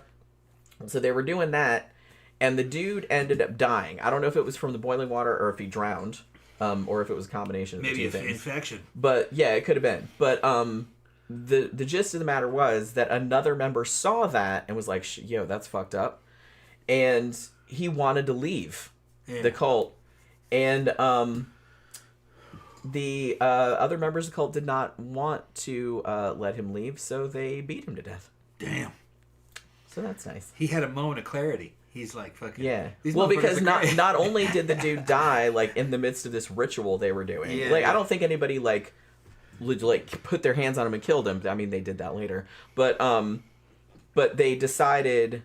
And I think it was Asahara's wife that said, oh, well, we can't go to the authorities. We have to, like, hide the body. Yeah. So I think they just, like, you know, buried the body somewhere or cut it up or put it somewhere. I don't remember where they put it. But this other guy was like, yeah, that's not right. And so they killed that too. So, you know. Should have kept his mouth shut. Yeah. Like, well, like I said. Yeah, and I was watching another... I think it was the, the Simon Whistler. I think he did a show about this, and that was one of the things he said. He's like, look, if you're in a cult and you want to leave, don't fucking tell anybody that you're leaving. Just sneak out. Just sneak the fuck out. It's like, because this kind of shit happens. Yeah. You know what I mean? Don't tell them you're leaving. Goes back to that Japanese fucking kind of milquetoast mentality. He didn't realize that they'd turn on him and kill him. Should have kept his fucking mouth shut. And just yeah, you should absolutely. This is great, guys. Fucking, you did a good job. I gotta go. I'll be back. Yeah, way to go. Yeah. Disposing of that body. Awesome. Yeah. Make sure nobody knows about this. Yeah, I'm out of see here. y'all later. I'm out of here. I don't say nothing. I'm going to go change my name. I'm going to move to the other end of the country. Yeah. I'm just going to forget this ever happened. So then, listen to this fucking special ass. And this was all before the subway attack. This was in 1989. The subway attack was in 1995. Now listen to this bullshit. So there was a guy named, and I'm sure I'm going to pronounce this wrong, Tatsumi Sakamoto. And he was a lawyer, and he really did not like cults, which none of us do, really. And so he was always kind of trying to sort of bring them down, you know what I mean? And he tried to sue them, but it didn't work out. The thing about it, though, was that he did an interview for a talk show, like, and he was talking about them, like, on TV. And somebody at the TV station was a sympathizer with Aum Shinrikyo, like the cult. And so, against all journalistic ethics, they showed the cult the interview with this lawyer who hated them and was trying to bring them down. And so then the group then said, well, you can't show this. You know what I mean? And then, a month after the interview, Sakamoto and his wife and their baby son went missing from their apartment in Yokohama. And the cops didn't know what had happened to them at the time. They did suspect that maybe members of the cult might have been responsible because they knew there had been some kind of confrontation between the two of them, but they couldn't prove it. So they actually didn't find out what had happened to them until after the subway attacks in 1995, and they caught all the people involved, and they finally fessed up to what had happened. And this is what had happened. It was November 1st, 1989, and a bunch of members of Aum Shinrikyo, including their chief scientist and one guy who was like a martial arts master or something like that, and a couple of other, I think it was 4 dudes. And they go to Yokohama, where this lawyer and his family lived. Now, with them, they had this pouch that had 14 hypodermic needles in it and a whole bunch of potassium chloride. They had some other tools and weapons and stuff like that, too. Now, their initial plan was they were going to use the potassium chloride to kidnap and kill Sakamoto from the train station when he was coming home from work. The problem was, the day they decided to do this, which they didn't realize, was a holiday, which was called Culture Day. So Sakamoto had actually stayed home with his family that day. So what they decided to do was they hung around, and then at about 3 in the morning, I was going to say they broke into his apartment, but they didn't break into it because the door wasn't locked. So they just kind of walked in, because, there's not much crime in Japan, so I guess a lot of people don't lock their doors. So they just kind of, waltzed in there. And they attacked Sakamoto with a hammer. Now, he fought them a lot, but they did end up like killing him, and they injected him with potassium chloride as well. Then they strangled him to death, like after he fought them, and they just kept beating him with the hammer and strangled him and all this other shit. Then they did the same thing to his wife. They injected her with potassium chloride and beat her to death. And then the infant son, whose name was Tatsuhiko, he was 14 months old. They injected him with potassium chloride and then smothered him with a piece of cloth, a baby. Damn. So then they take all three bodies, throw them, like wrap them up in sheets, put them in their cars, and they put them in like big metal drums, and they dumped them in like 3 separate prefectures, like out in these rural areas, so that no one would connect them if the bodies were found. And the bodies were actually not found until after they got caught for the subway shit in 1995, and they said where the bodies were. They also smashed all their teeth up and everything like that so they wouldn't be identified and all this other kind of crap. So they were like doing like mob type shit. And this was just like a lawyer that didn't like them and was trying to, you know, get people out of the cult and was trying to like bring them down and shit like that. And that's when he killed their whole family, including a baby. So yeah, by the time they did find the bodies, after the people confessed that had done it in 1995, you know, they were just skeletons. But they did find the bodies eventually, but it took like 6 years. So, other than that, they also did a couple of other assassinations and assassination attempts. I think they wanted to assassinate like the head of a couple of different Buddhist sects, but did not ever, you know, make the plans never went into fruition.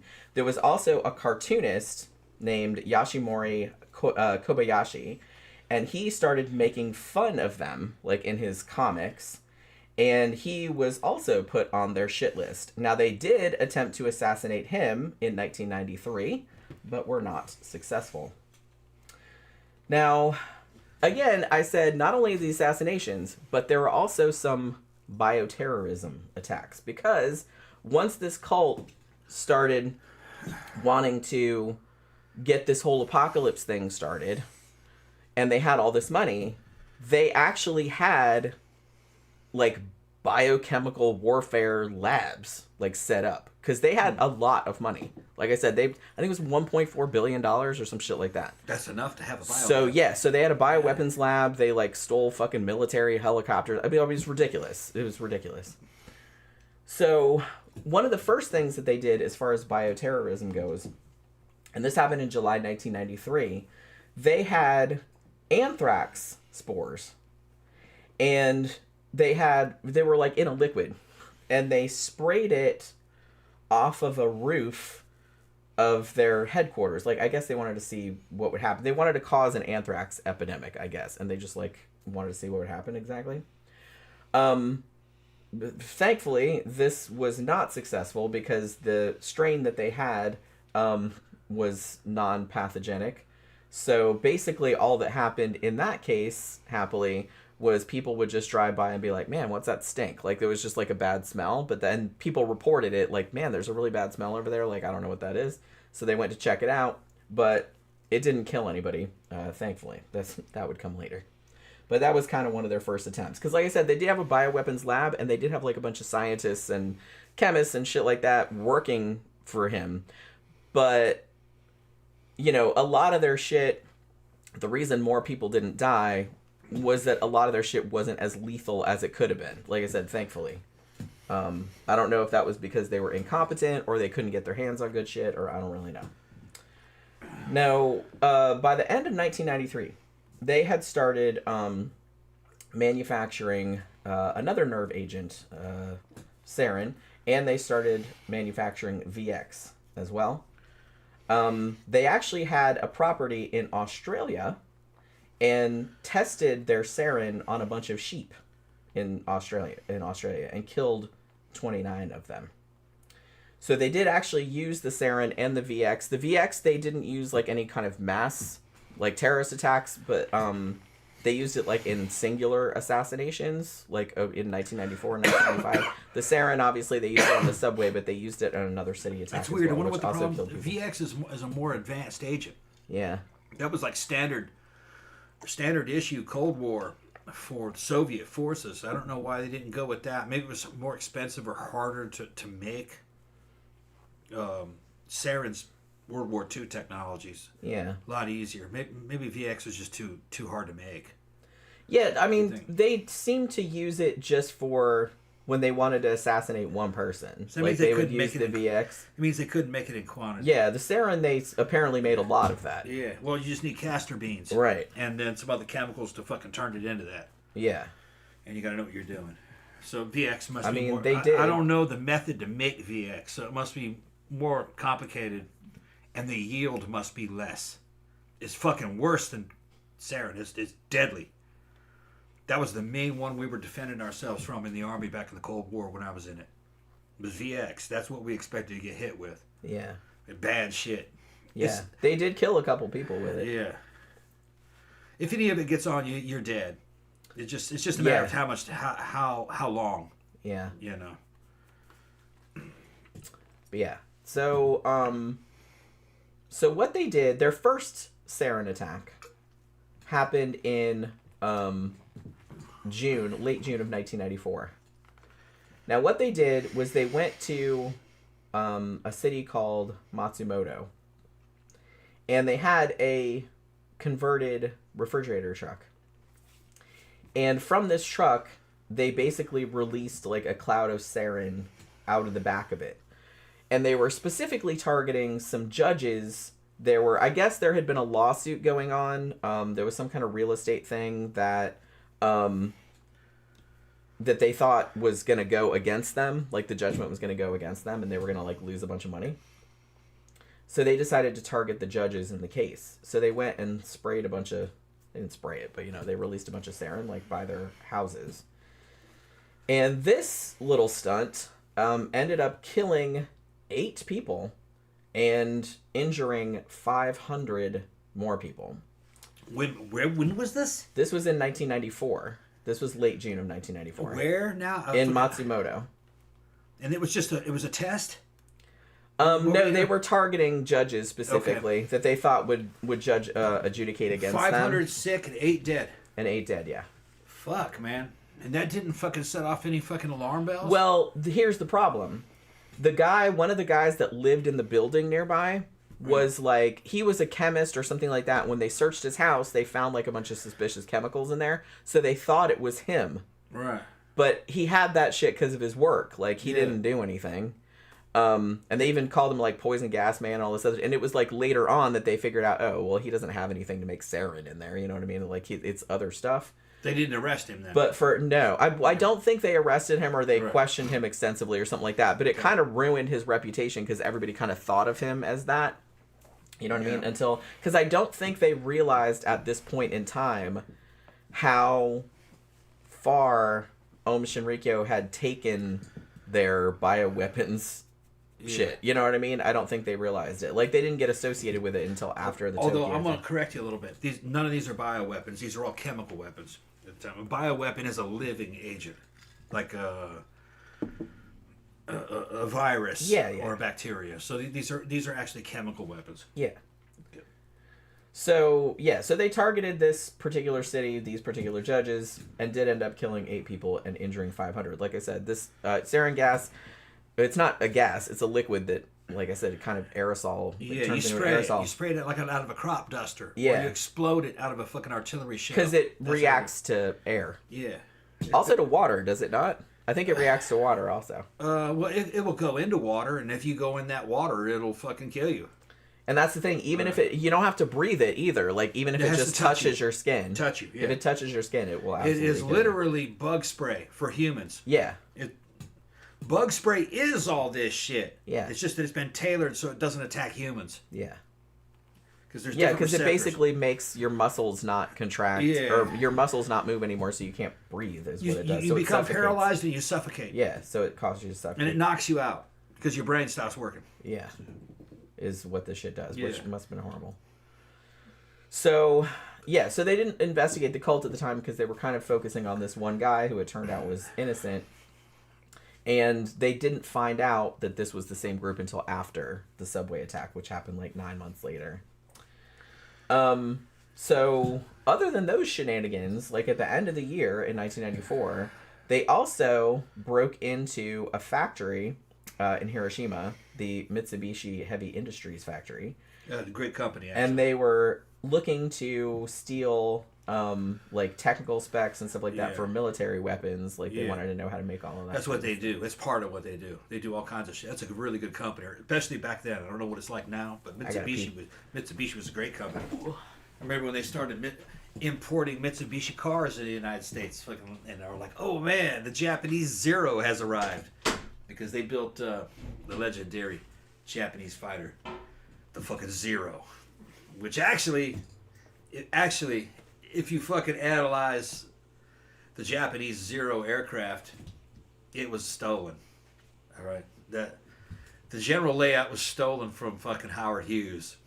Howard Hughes back in the 30s was making a race plane, and it looked just like the Zero. It had fucking pretty much everything about it was the same. And the Japanese somehow stole it. And fucking Howard Hughes actually made that fucking accusation that was his plane, and he somehow knew how they stole it, that they got their hands on some plans for it. So they took Howard Hughes' fucking race plane and put guns on it, called it a fighter. It was a great fighter in its day. It was a great fighter, but it had problems. It was too light. All right, it was a race plane. It wasn't a fucking combat plane, and it didn't have self-sealing gas tanks. You know, so if it got hit, it just fucking burned like crazy. But it was and you couldn't carry much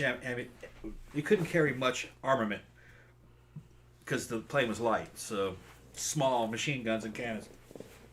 Okay, Jim's back. I'm back. Yeah. So they stole a bunch of stuff like to make fucking tanks and whatnot from this Mitsubishi factory. Yeah. And then they made some more VX in late December of 1994 and early 1995. And they used this for assassination attempts on 3 separate people. The first of these occurred in early December, and this was a guy named Noboru Mitsuno. And he was suspected of having helped like former members of Aum who had like escaped the cult, so he was on their shit list. And they actually had syringes full of VX, and they attacked him with that. He didn't die, but he was kind of fucked up. He was like badly injured. Another guy named Tadahito Hamaguchi, who Asahara thought was a spy. He was attacked on December 12th, just in the middle of the street in Osaka. And they basically took VX and like sprinkled it on him, like on his neck. And he chased him for a little while, but then like he collapsed. Yeah. And he ended up dying 10 days later. Like they took him to the hospital and he went into a coma, and then he died 10 days later. They probably didn't know what was wrong with him, so they didn't know how to treat him. Yeah, probably not. Like I said, that's kind of the insidious thing about this kind of crap is that unless you know what you're looking for, you're gonna die. Yeah. Yeah, and you can't really like tell them or anything. There are like antidotes to it, but no, you got to know what it is you're treating. A doctor wouldn't. Well, and the thing about like know. doctors did suspect that it was something like that, but they weren't sure exactly what it was. Yeah. Like they didn't know exactly what it was until later on, after the subway attacks and like the cult members. You'd have to give him fucking heart stimulants. Yeah. And then there's got to be something that they could do. Probably blood transfusions. Try to get that fucking blood out of there might help. Yeah, maybe so. Yeah. They tried to kill another guy in early January 1995, also with VX. Same way they did it to this one. This guy was a kind of a guy that was the head of like a sect or a group that like fought against, it was like a victim's advocate kind of thing, and they were speaking out publicly against this particular cult, and they tried to kill him, but they were not successful. His name was Hiroyuki Nagaoka. And then in February of 1995, a bunch of members of Aum Shinrikyo kidnapped a dude. This dude was named Kiyoshi Korea. He was 69, and his sister had been in the cult, but she had escaped. So they kidnapped her brother from a street in Tokyo and took him to some compound and beat him to death. And then they took his body and put it in this microwave-powered incinerator that they had on hand for just such emergencies, I guess. That's some weird shit, boy. Oh, man, the Japanese are being Japanese as fuck with this. Okay, look. These guys fucking understand their history. Have you ever seen the fucking Godzilla movies where the tanks go up and these weird fucking lightning bolts come out of the damn fucking tanks? It's like a weird... This is back when you were a kid and doing bad shit to Godzilla. In World War II, as the Americans were working on the atomic bomb, the Japanese were working on a death ray. All right, and everybody wants a death ray. Yeah, and they made the death ray. The death ray was a fucking microwave weapon. I would not be safe with a death ray. Yeah. What they wanted to do is they wanted to line the entire Japanese island with these fucking death rays. They could just go. So if anybody fucking showed up and fucking any kind of landing party, they just fucking bombard them with fucking microwaves and cook them. Yeah. So they were actually taking Cook them like prisoners, Korean prisoners, American prisoners, evidently, and taking them to those fucking labs. We did a whole fucking show on some of the weird fucking medical experimentation labs that the fucking Japanese had doing. Unit something or other, I forgot the name of it. What was it, Unit 431 or Unit whatever it was? They were doing horrible shit to men and women and everything. Well, worse than the Nazis, actually, a lot of the experiments. What they were doing is they were getting fucking, I think it's called what's that thing called? The thing that collects microwaves. It's basically a microwave emitter. Every microwave oven has one. But they were taking those things and putting them on a dude that was strapped down, and they would just fucking pour power to it and just bombard that motherfucker and just denature his protein, just fucking cook it, which is a long fucking process. You know what I mean? They were trying to figure out how to speed the process up to make a real death ray. But that's what these guys are doing here. Yeah. They have fucking kind of used the fucking Japanese death ray fucking concept to get rid of bodies. Now, microwaving bodies, that sounds ridiculous, because I've never seen a microwave char anything. But maybe it's because a household microwave oven is not strong enough. Yeah, I'm not really sure, like, what... I mean, they said it was an incinerator. That means it's charring things. It was just powered by microwaves. That means it's reducing it to ash. So that bitch must have been strong. And then they threw what was left in a lake. Yeah. And the thing about this poor guy was that he probably knew it was coming, too, because before he got kidnapped, he said, like, to friends of his, that he'd been getting threatening phone calls asking where his sister was, because she was the one that had been in the cult and got it. He was never in the cult. His sister was. But she had escaped. And so he kept getting all these phone calls asking where his sister was, and he even left a note that said, you know, if I go missing, look into this cult, because that's who probably did it. And he was right about that. Unfortunately. But they killed him. So the cult was also trying to make a bunch of assault rifles, 1,000 of them to be specific, but they only finished one. Why couldn't they get that? I don't know. That's easy. I know. It's you think of all the shit they were making. Yeah. Maybe they were just kind of like that was like a side project because they were so busy. Yeah, maybe with the chemical weapons that it's just kind of when you get to the assault rifles, like I only got one done. Yeah, I mean, fucking, it wouldn't even have to be an assault rifle, because an assault rifle has to be gas operated. They could have just done a blowback operation and made a submachine gun, 9mm. They were trying to That's make a lot easier. An AK-74. An AK-74. Why did they choose the AK-74? They smuggled one in from the Soviet Union and reverse engineered it. Okay. So they were trying to make a bunch. It's a simple and robust design. Yeah. Rivet technology, fucking some castings for the fucking front and rear trunnion. You got a machine to barrel. There's a lot of shit you do have to do with that. Fucking, there's some spot welding that has to happen on the lower receiver. Heat treating. I don't know why they went that route. That it would be so much easier just to make a 9mm blowback submachine gun like a MAC-10. or a fucking Sten gun. They'd get that done quick. It doesn't require the same fabrication technology. You know what I mean? Fucking a lot easier. I don't know why they should have gone with a pistol caliber instead of a rifle caliber. It's less pressure, easier. Well, like I said, this might have been just kind of like a side project or like an afterthought. Yeah. Because it seemed like most of their resources were concentrated on making Sarin and VX and I just laugh, trying to make anthrax. As a gun dude, I'm laughing because I can build it as long as I have a magazine. That's the hardest thing to make. I can make a machine gun. Yeah, I got all the tools and shit. I can make it if I want to. I have all the knowledge. I could have access to the parts. I wouldn't have to make everything. I could buy barrels. I could fuck sweat. That's how the South Africans used to do it. I can make a machine gun in a couple weeks. It's easy if you understand what it is and understand how they're made, especially blowback operation. Something like a back 10 or a fucking grease gun or something. Easy. And it's funny, I could never make a fucking chemical weapon though. Yeah. I don't have the chemistry skills.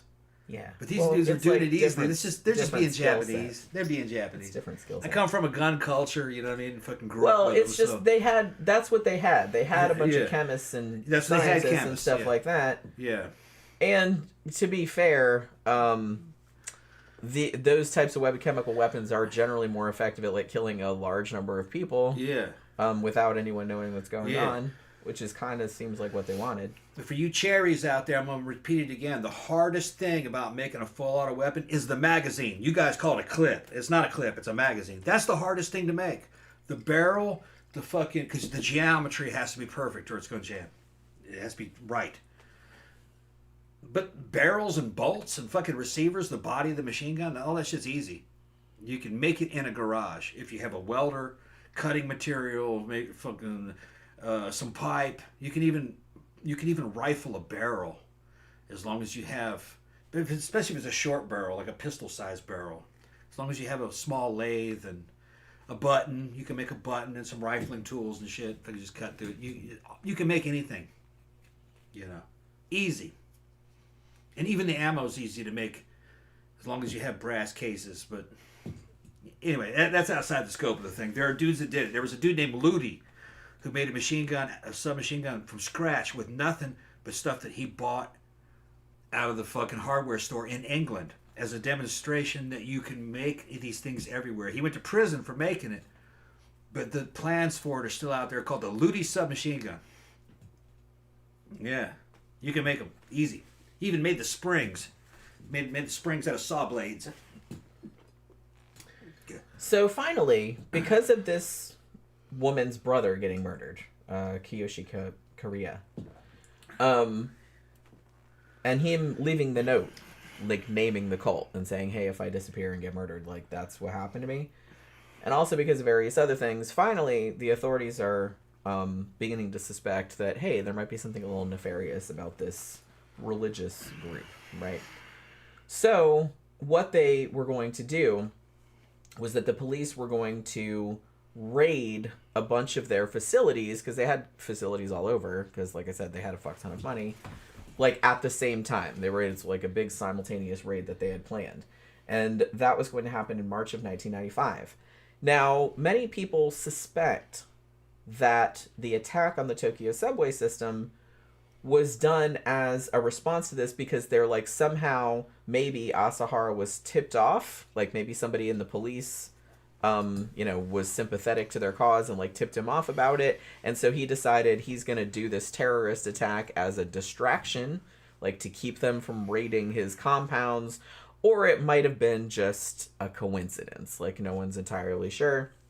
But at the trial they did try to argue that he was tipped off about it, and that's why he decided to do this big thing. But like I said, he was trying to bring on an apocalypse. He was trying to bring on the end of the world. I mean, he legitimately did seem to believe that, and all of his other followers seemed to believe it as well. So he did seem to be wanting to do that. So it could have been that the timing was just a coincidence. I kind of doubt it, but it could be. So he decides they're going to do this coordinated attack on the Tokyo subway system, which is, I believe, one of the most, if not the most, populated subway systems in the world. So what happened was on March 20th. Several teams. He actually had 5 teams of 2 guys each. Like one guy that was going to disperse the sarin and one guy that was going to be like the getaway driver. And they had planned this all out to put them on 5 different trains, and they had coordinated all of their timing so that when each train got to a specific stop, like in a specific station, like they would release the sarin and then they would get off of the train like quickly as possible. I believe that they also did have some atropine on them just in case of any trouble. I could be wrong about that, but I think I did remember reading that. So how they did it was they wore just regular ass clothes like they were going to work or whatever. And they had packets of sarin, like in plastic. And they bought newspapers and wrapped the packets up in newspaper so it just looked like they were carrying a newspaper, you know what I mean, like you would in the morning. And every one of them had an umbrella that had like a sharpened tip on the end of it. So they all get on the trains, and their getaway drivers are waiting for them like at the station where they're supposed to disembark, you know what I mean? So they get on the train, and at the specific station, which was all planned beforehand, they punctured the packet with the umbrella tip and then left a puddle there and then got off of the train without anyone being the wiser. Because, it doesn't look like anything. It doesn't really smell like anything. You would just see it's like a puddle of water on the floor or something like that. It doesn't look like anything nefarious, you know what I mean? So because of this, the trains kept going, like, for several stops, like, because no one really realized what was going on. Like, people near the puddles started getting really sick, but everyone was just kind of like, that's where, started coughing or whatever, and it's just kind of like, but nobody really realized that that's what was causing it, you know what I mean? Because you wouldn't immediately jump to that. And the thing about it was that a lot of the people that were killed were staff, because sometimes, like, some of the member of the staff would come on and like, there's somebody left this puddle or this, fucked up newspaper, and they started cleaning it up, and obviously they get exposed to it. Or somebody, is exposed to it, and then they get sick, and somebody comes over to help them and touches them, and then they get exposed to it too, and then they die later as well. Because like I said, it's all it has to do is get contact with the skin, and you pretty much die.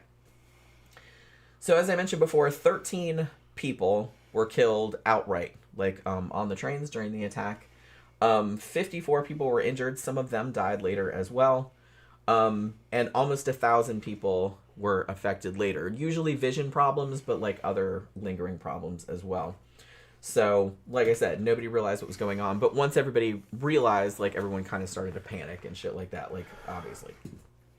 So after the full extent of what had happened, like when they did finally figure out what had happened, that this was sarin, how it had been administered, they finally figured out what was going on with this cult, and that's when they started looking back over their history and linking all of the shit together that I was discussing earlier, like all these assassinations and all these previous attacks. Like I said, the one like in Matsumoto, where they had also dispersed sarin and killed 8 people, which at first they didn't really link it, you know what I mean?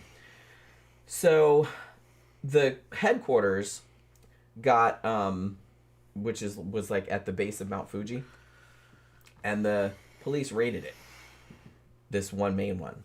They found a whole bunch of explosives, a whole bunch of chemical weapons. They found a Russian military helicopter, because they had that somehow.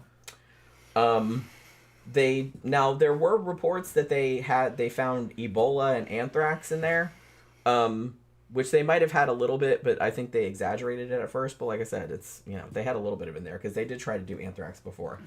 But there was so much sarin in there reportedly that there was enough stuff in there to make enough sarin to kill, they approximated, about 4 million people. Like, that's how much shit they found. They also found a lab where they were making meth and LSD. So that's how they were generating money. And yeah, it might have been. They were also making kind of a truth serum. I don't know if it ever worked or not. Sodium pentothal. Yeah. Probably. they you can found use it for other things though too. Yeah, You can knock people out with it. Yeah. Good shit, actually. Yeah. Yeah, I've been on that shit. before you go into surgery and stuff, sodium pentothal feels great. It's like the ultimate opium.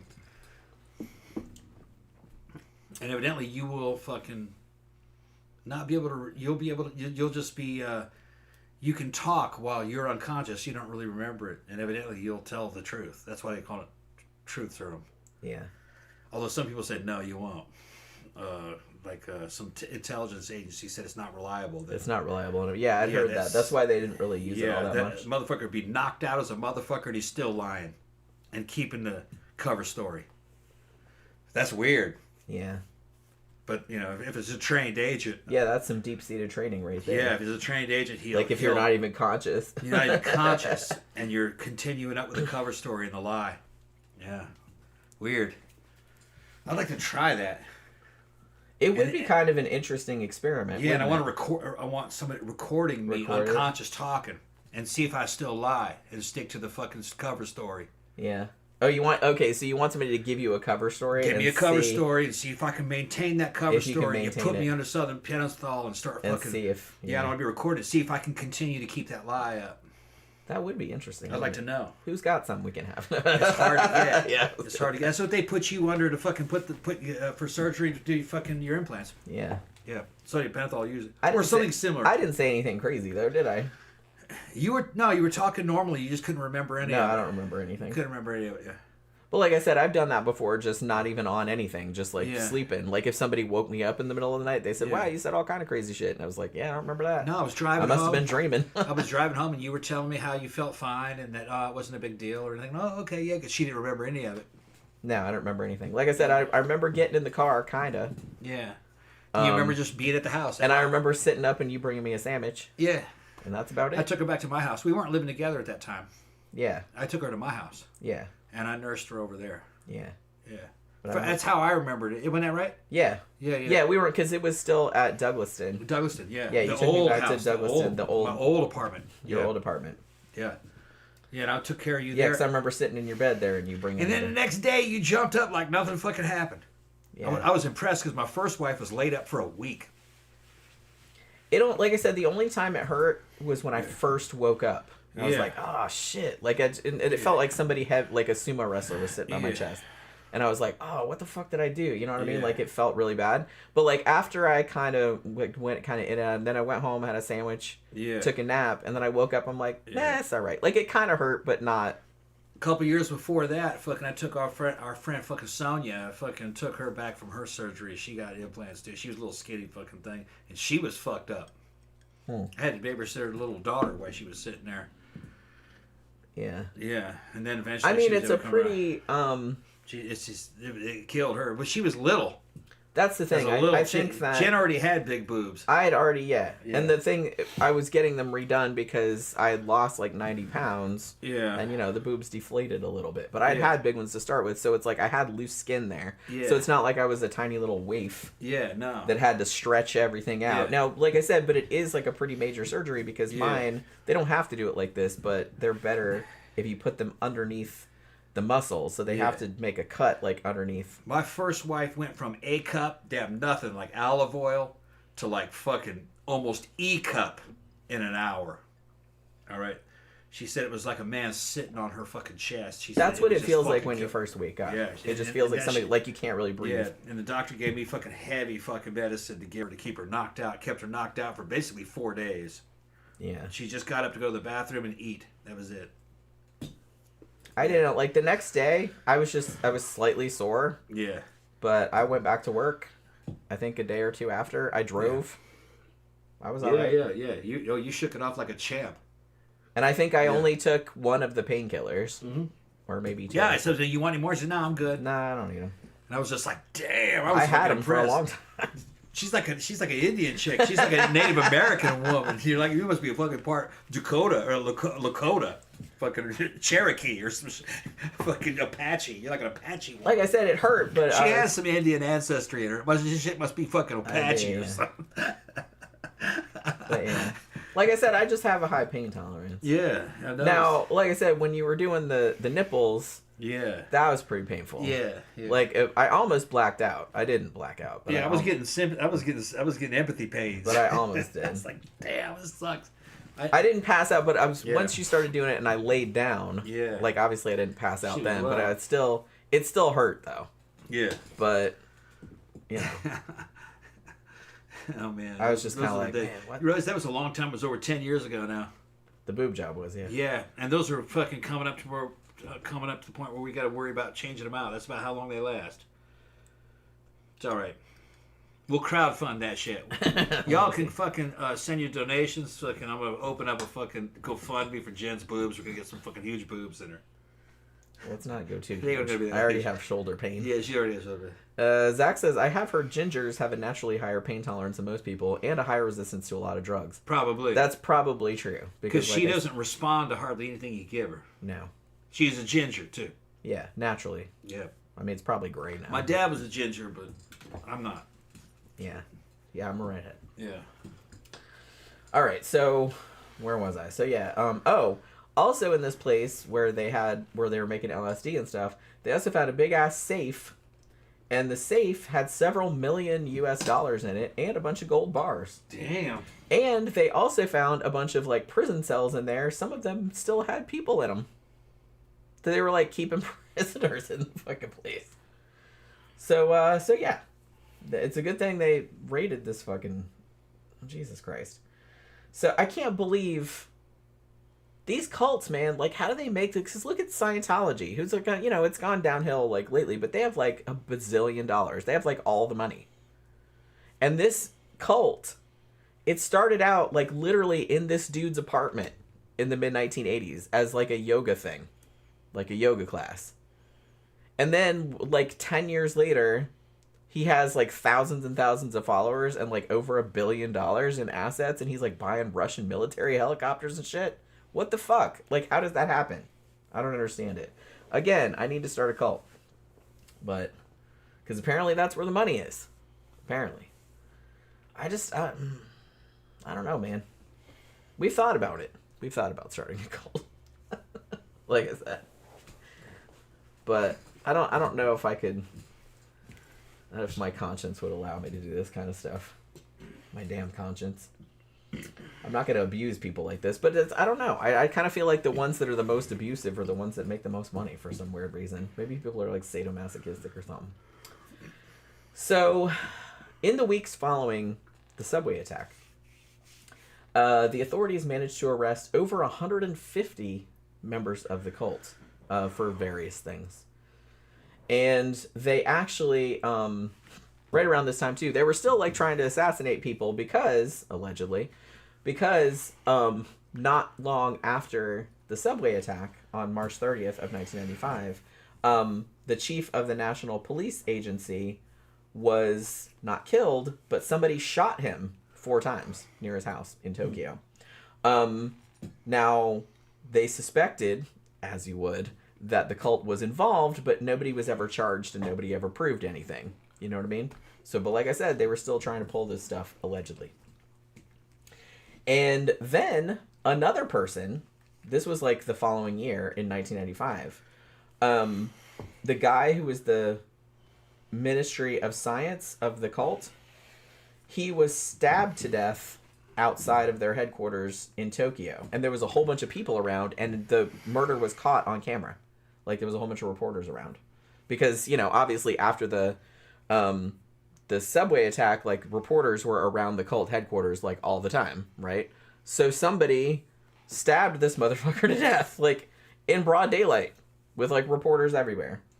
Oh, thank you very much. Papa77 gave us another super chat. We donate another $10 for Jenny's boobs. Awesome. Thank you very much. Awesome. I mean, eventually. We're talking about, like, probably, like, a year or two Maybe from a now. year or so. Because it's not cheap, and you gotta... Yeah, and I gotta pay off some other shit, man. I got exercise machines I gotta pay off. Fucking... And, I don't know, and I might go back to the same guy, but I'm not. He was a little conservative, that particular guy. I like little bit. Trevisani. I mean, he's kind of the best known plastic surgeon, like the best regarded plastic surgeon in this area. Like, everybody goes He to was that younger guy. back then. That was a long time ago. That was a while back, And he said, I could have gone a little bit bigger, man, but I just didn't feel comfortable. And I was just like... He was scared, too. I was like, okay, because they came out good, but yeah, they came out. She has pretty decent sized anatomical implants. And that's what. But see, the thing is I said, well, what do they look like later? And he goes, I don't know. They never come back. So maybe if you go back to him and you just say, this is what you put in last time, and he'd look at him and go, yeah, okay, that turned out good. We'll put in something a little bit different, I actually would think that maybe fucking because you're older now, maybe just not the anatomicals, but the round ones would probably look better.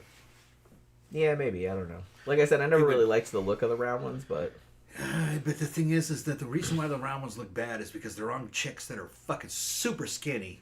They put them too far apart. And they put them too far apart sometimes. Yeah. So it leaves this big gap. That's so weird looking. Yeah, but you're not in that boat. They look like they're just like plugged on there, like you could just pull them Jen off already like a has Mr. a lot Potato of breast Head. tissue, so it's not so much a size thing. It's more like a shape thing. It's more like an internal bra. So, but the round does have a kinky look, But we talk to the dude when that happens. Yeah, I'm not worried about it right now. Yeah, like I said, it's just not something I'm thinking about from day to day. Yeah, we'll figure it out though. We'll do something about it. Yeah, I'm just not worried about it right now. I just don't want you to one day get a deflation. That shit rips on one side. Then you got one boob. That happens. Yeah. It's not deadly or anything. It's not dangerous. It's saline. No, you don't really hear about it happening too much, but it's because it's normally saline, so it's not life threatening. Well, no, I mean, you don't normally hear about them bursting too much unless there's like a weird situation. My first wife's burst. Really? Yeah. And it wasn't that long. 6 years. Well, shit. But I think it was because she was pretty much maxed out. She was a little skinny chick. Yeah, I mean... With fucking big mine aren't under a great deal of stress, I don't think. You're right. Yeah, I don't think they're being stressed out. You are working out, though. Yeah. And you have fucking muscle rubbing over the top of them. And they just have a lifespan. But, okay, look, we got to get back to the fucking show. Yeah, because it's like, I'm trying It's almost time to get this shit over with. Anyway, I'm trying to get to You the want end of another it. drink? You want half a drink? Yeah, just give me a half one. Half a drink? Okay. Just give me a half one. All right. We bought all that vodka. No, we just opened that. We didn't even put it. Yeah, I was gonna say, there wasn't a huge amount of the Pinnacle left. Yeah. That was Pinnacle, right? Svedka was on sale today, so we got some of that. Well, he went to the liquor store. I just like sending money. I was like, go to the liquor store. We need vodka. We're almost out. But yeah, so this guy that was stabbed to death from the cult in the middle of all these people. Now, they thought the person that did it was actually Korean, but he was in a Yakuza. He was a Yakuza guy. And he was arrested and convicted of the murder, but they're not really sure if he was some kind of like cult sympathizer, or nobody's really sure like what his motive was for doing that. You know what I mean? So they did catch that guy, apparently. They also, May 5th, I believe, of 1995, which was a little more than a year after the subway attack, they also found a paper bag that was on fire, and they found it in a restroom in a very busy train station in Tokyo. And in this paper bag they found was a hydrogen cyanide device, which thankfully they managed to extinguish, and it's like it didn't go off. But if it had, they were suspecting that it would have released the gas into the ventilation system of the train station, and they're like, it potentially could have killed about 10,000 people, which was the amount of people that were there at the time. But thankfully, like I said, it did not go off. They found it beforehand. And a few months after that, they found a bunch more of these devices that were undetonated in other locations, like in other bathrooms, like in the Tokyo subway. But again, none of them were detonated, thankfully, because that could have gone really badly. So even after some of the main dudes from the cult were arrested, it still seemed, again, allegedly, that they were still up to some shenanigans because all of this kind of shit was going on, after. So yeah, now the thing about it, like a lot of the kind of lower level cult people have been arrested. Like I said, they arrested like 150 people. But the senior members, they didn't arrest them yet. Like they got them a little bit later on. They also had a guy that I don't think he was in the cult, but he was just doing like a copycat attack. He actually hijacked a plane that was flying from Tokyo. And he said that he was in the cult and that he had sarin and he had plastic explosives. Now, when they searched him, he didn't have anything. He was just saying that. And they don't think he was really in the cult, that he was just some kind of weirdo. But, you know, that's how kind of big this fucking story was. So, Asahara, the leader of the cult, they finally found his dumbass. And he was hiding, like, in a wall in one of the cult compounds. And they arrested him on May 16th. I believe this was 1995. So it was more than a year later. The same day that they arrested him, other members of the cult, again, allegedly, sent a mail bomb, like a package bomb, to the office of the governor of Tokyo. The governor was not harmed. However, the package did blow off the fingers of his secretary, who was the one that opened it. Poor girl. You know, yeah, great. So, once they caught Asahara, the leader, the initial charges were 23 counts of murder and 16 other things, weapons violations, yada yada, kidnapping, various other things. Now, he didn't really talk much during the shit, and he talked a little bit later, but he just kind of sat there and didn't really say anything. But he ended up getting a very rare death sentence, because they found, even though he wasn't there, he wasn't on the trains, but he was the one that masterminded the attack. So he ended up getting a death sentence, and several other members of the cult who had either been on the subway or had helped plan it were also given death sentences. Now, the defense actually did try to argue that it's like, oh, he was the head of the cult, but he didn't know anything about what these guys were doing. They were bad apples or blah-de-blah. Like, he's not really healthy. He didn't know what was going on. But, you know, I don't think anybody really bought that. And actually, a month later, he did actually admit that he was the one that had ordered the killing of one of the other members, who was a pharmacist who had tried to escape. And they had held him down and strangled him. And I don't think they even knew about that crime before, but he admitted that one. He actually didn't strangle him himself, but he told another cult member, he's like, I'll kill you if you don't kill this guy. You know what I mean? So that was other shit he was doing.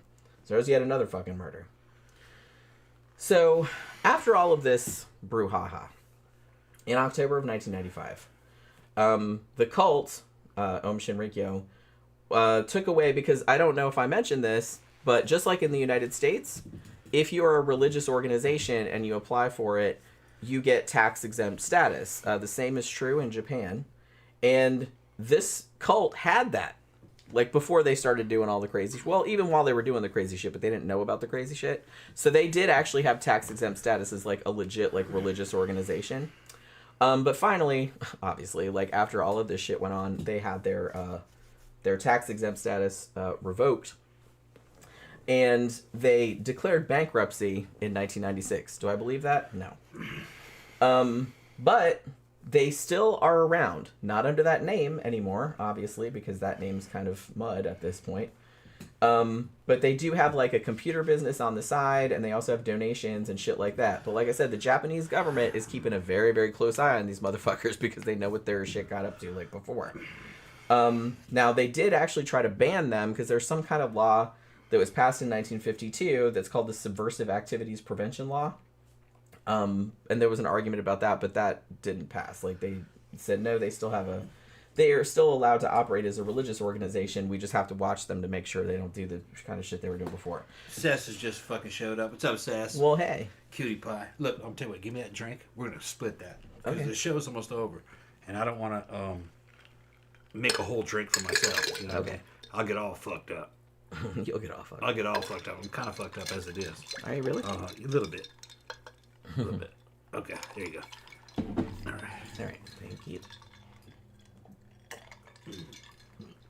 Yes, Sass, you missed a cool show. Go back and watch it later. Yeah, we got a little bit left, but Yeah. you know what I mean, not too much. She says the blonde looks hot. Thank you very much. Oh yeah, I thought it was look good too. Yeah, Thank this you. is new. So I bought that. This is the first time I'm wearing it. I got 2 more coming that are white, blonde and black, and black and blonde. Y'all will see it. You'll like it. Yeah, whenever they get here, I'll wear those ones too. I might wear this one out this weekend. We'll see. Wear that one out. That was a great goth outfit. Need some black ribbon and a little bit of fucking ponytail action, maybe. We'll just see how it goes. Yeah, I don't know. Like I said, I don't have any ribbons or anything. Okay. I'll have to. I could wear my horns, I guess, but wear horns on it. That'd be great. Yeah. That'd be great. Yeah. I got those big. Yeah. I got those big horns. Maybe I can wear those.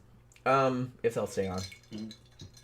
So, not surprisingly, after the attacks, and obviously the public was outraged, so the religious organization, even though it stayed around, changed up some, because of the reputation. So, Asahara had a couple of sons that were like tweens, and they actually took over for a little while, like as co-gurus, which I thought was pretty weird. So, in February of 2000, they actually renamed themselves Aleph, as I said.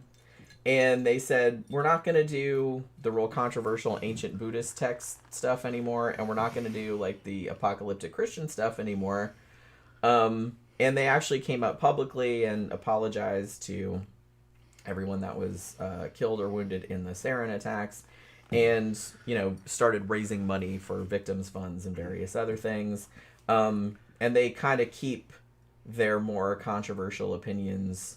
They say they don't have them anymore, but like I said, I don't really believe that. They just keep them on the DL. So they disavowed everything and they fucking try to atone. That's about the best. That's about the best fucking strategy. However, I have to say I'm not sure they've entirely learned their lesson, because I will say, what happened after that. So one of the guys that had been in the cult, like when Asahara was in, but for whatever reason, I guess, I don't know, because he wasn't involved in any of the like shenanigans, like he didn't really face any really bad charges or anything, and he took over as the head of it in 1999. And interestingly, he there was a guy that started an anti Aum committee like in 1999, and he got murdered in 2002, mysteriously. So, was the cult involved? I don't know. Seems a little fishy, though, doesn't it? Yeah. You know what I mean? So, I don't know. They might still be up to the same stuff, allegedly. Don't kill me. I mean, I'm way over here on the other side. Although it would be awful risky to fucking continue with that shit. It would. But like I said, it was a couple years later, so maybe they thought, I don't know. Here's the thing, man. The motherfuckers had money. Mm-hmm. Why did they jeopardize all that money? I mean, like I said, dumb. I mean, the main purpose of a cult is to make money and to accrue power for the leader. Why would you give it all away on these fucking hokey ass fucking doomsday fucking scenarios? Because, like I said, they were he had crazy. to have been a true believer, and that motherfucker was crazy. Yeah. Yeah. I think he was getting high on his own supply. Yeah, because a lot of cult leaders are not true leaders, not true believers. No, they don't believe their bullshit. They're just in it for the grift. Yeah, right. So they're just trying to make money and get access to teenage girl pussy is what they're trying to do. Usually, what it is, it's not even teenage girl pussy. It's all pussy. Yeah, with a preference for teenage girl pussy. Yeah, although they'll take a MILF too.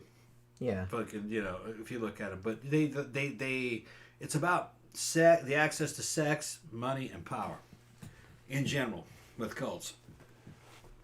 It's bizarre. It is, yeah. Bizarre that a dude has to go through that length, but it's also money though too. I think it just kind of piles on them. They get money and power, and then they go, "Well, I'm gonna get all this sex too." And I think, I think what happens with a lot of these leaders is that once you start getting all this money and power and sex, you start believing your own bullshit. Yeah, maybe you're like, I am the fucking son of God. Yeah. Like, I think none of this should be working. Right. I think, like, legit, some of them do genuinely start to believe it. Maybe, and then their shit gets crazier and crazier. Yeah. Because obviously, when you think you're fucking Jesus reincarnated, your mind's going to go to some weird ass places. So I think that's maybe what happens. And then you have guys like fucking, the dude who killed all his fucking followers, went down in... Jim Jones. Jim Jones, yeah. Down the Jones cult. He thought he was a godlike That's person. who I was thinking of. He brought them all down there, and then the shit didn't work out. The colony started to fail. Yeah. So he started to take a bunch of drugs, says we all gotta die. Yeah. Yeah. And everyone was so far gone at that point. Well, now some people did fight, and a lot of people did try to escape. So it's not like they all just were like, "Oh, give me the Kool-Aid." He had armed security, those machine gun people. Yeah, a lot of people got shot, like when they were trying to run away. So it wasn't just a case of some people did willingly take it, but it wasn't everybody just Jim Jones. Oh, give me the poison. The Jones cult. Yeah, we did a show about that too.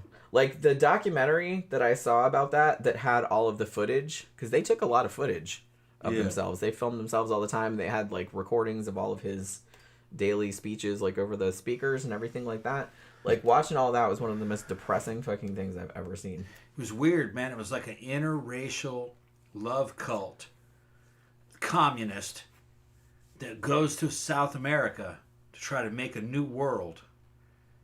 And those dudes don't even have the basic skills they need to make a colony. You know, they fucking collapse quick, running out of money. There's no money. It's because they couldn't operate in the United States anymore. It was a bad idea to go to South America. Bad idea. Should have stayed there in the States. Made money and it tailored his business. But it's like me and Jen are saying, the dudes are not rational. No. Like I said, it's easy to say, hey, just rake in the cash and just make money. Just go live on an island somewhere. Well, but the best cult of them all is Scientology. That's the best one. They knew how to make money. They knew how to basically stay out of trouble, even with all the crazy shit that they were doing. They bought a bunch of property. They have a bunch of fucking people that are like fucking zombies, that are like Scientology fucking whales, you know? That was actually the best one. And that was a make a motherfucker a wizard grift. That's all it was. Right out of Anton LaVey. Or not Anton LaVey, he knew Anton LaVey, but it was right out of fucking Aleister Crowley. That if you pay me money, I'll make you a wizard. That's all Scientology is. It's really the best one, though. See, I need to come up with some shit like that. Only thing, it's like I can't do it with a straight face, though. That's the only problem. Yeah. And anybody that knows me would know that, like, I wouldn't do anything like that. It's not making money like it used to, but it doesn't really have to. It's now a real estate scam. Well, Scientology is. Scientology is what I'm saying. Well, because, I mean, they still have a lot of members, but it's a lot. It's declining a lot. Declining. They don't want anybody to know that, but it is. But they don't really need people anymore. They got real estate. Yeah. And it's a real estate scam. Yeah, it's like all these fucking fancy empty buildings they got all over the world. Yep. You know what I mean? They will never be broke. They'll be able to sell all that shit off. The church will be able to survive on that shit for forever. They just won't have any people in the church. Maybe like 10 people. They got billions of dollars worth of fucking real estate. It's just crazy to me how starting a cult can like make billions of dollars. That's insane. But out of my studies, that's the best one in terms of making money and survivability. And that was like, when we've mentioned this before, that's kind of the only one that wasn't started as a sex cult. Yeah, it's the only one that actually has a good record in terms of sexual abuse. There's very little. There's other kind of abuse. There's lots. All the other kind of abuse. It's mostly financial abuse. They're working motherfuckers like slaves. Yeah, that. It's mostly that. And there mind wasn't, control. honestly, there didn't seem to be a lot of sexual abuse in this cult either. Yeah. But at least not as far as I could determine. But there was a lot of just physical abuse. But it didn't seem to be directed toward women or trying to get sex slaves or anything like that. Yeah. No, Scientology was sexually conservative. Yeah. And here's the thing. I'm not trying to piss off Scientologists. I think that shit's fucking hokey as fuck. But you believe what you want to believe. I will give Scientology credit where credit's due. L. Ron Hubbard was a good cult leader. The cult loved him. He didn't abuse people in general. He wasn't a great family man. But he didn't abuse all these young girls that he could have abused. He was another motherfucker that was sniffing his own farts, though. He did think he was a wizard, basically. Yeah. Basically. But as far as cult leaders go, he was a pretty good one. I gotta hand him that. He could have really done a lot more damage. Now, the way he died in his final years, he was fucked up. He was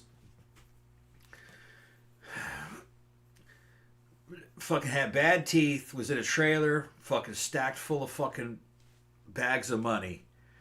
afraid that the FBI was going to get him, and he was fucking auditing himself on the fucking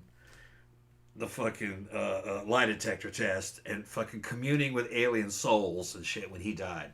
You know, he was out of his mind.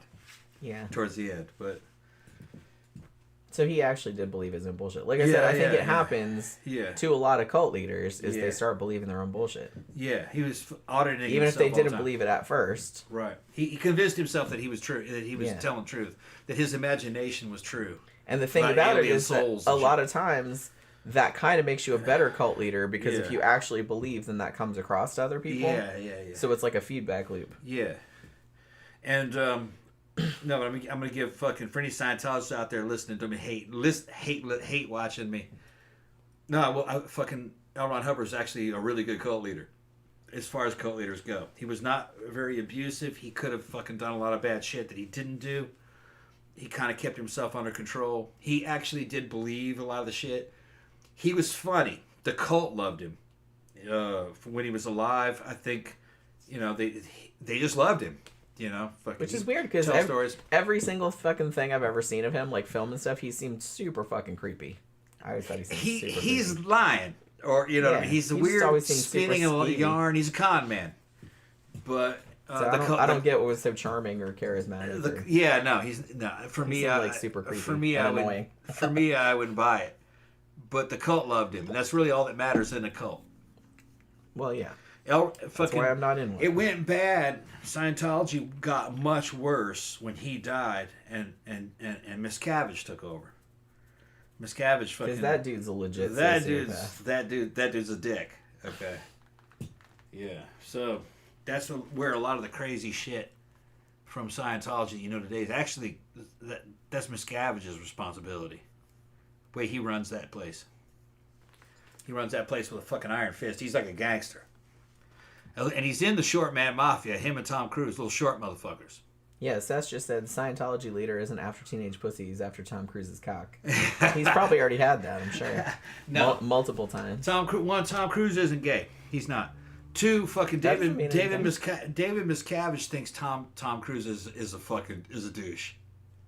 Well, to me, that makes it even more likely that he's like, he thinks I'm a fuck you. Yeah. To show you how little I think of you. And you better do it, because Scientology says you gotta. The ghost of L. Ron Hubbard says that you have to take my dick up your ass.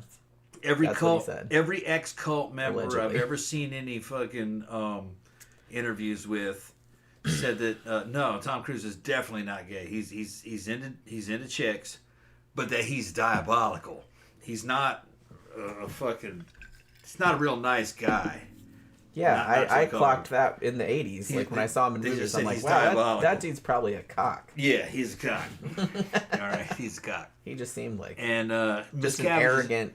Miscavige is even a bigger cock that looks down on fucking Cruise. Yeah. He thinks Cruise is a chump. Like a tool. This is fucking tool, He just thinks he's a dork. Egos. Scientology, the top part of Scientology is all about ego. It's so funny. And they're both short motherfuckers. 5'5", If they weren't 5'6". so fucking evil, it would be hilarious. Yeah, and they just got it's a short man mafia. I'm short, I'm 5'6". How fucking bitchy they are. I can jump. See, here's the thing. Y'all don't understand about short dudes. I could jump in a fucking... a group of short dudes and fucking and assume command inside the mafia. Yeah. I don't know why. That's what you should start then. You should start the short man mafia cult. They cannot make us $1 billion. They cannot work short man magic on me. I understand all the short man tactics. Okay, it's like little people. Coming at me. I got friends that dwarves. They got their own thing going on. Short guys got their own thing going on. Being short is kind of like being black. If somebody's attacking a short guy, you're going to jump up out of nowhere and defend him and shit. Now you got to deal with 2 or 3 short dudes. Don't pick on that other short man. Yeah, it's like that. So I'll call them out on being short and being into mafia. Yeah, I know what I'm doing. I'm prepared for psychological warfare with my own kind. I know how they think. Juan also likes the wig.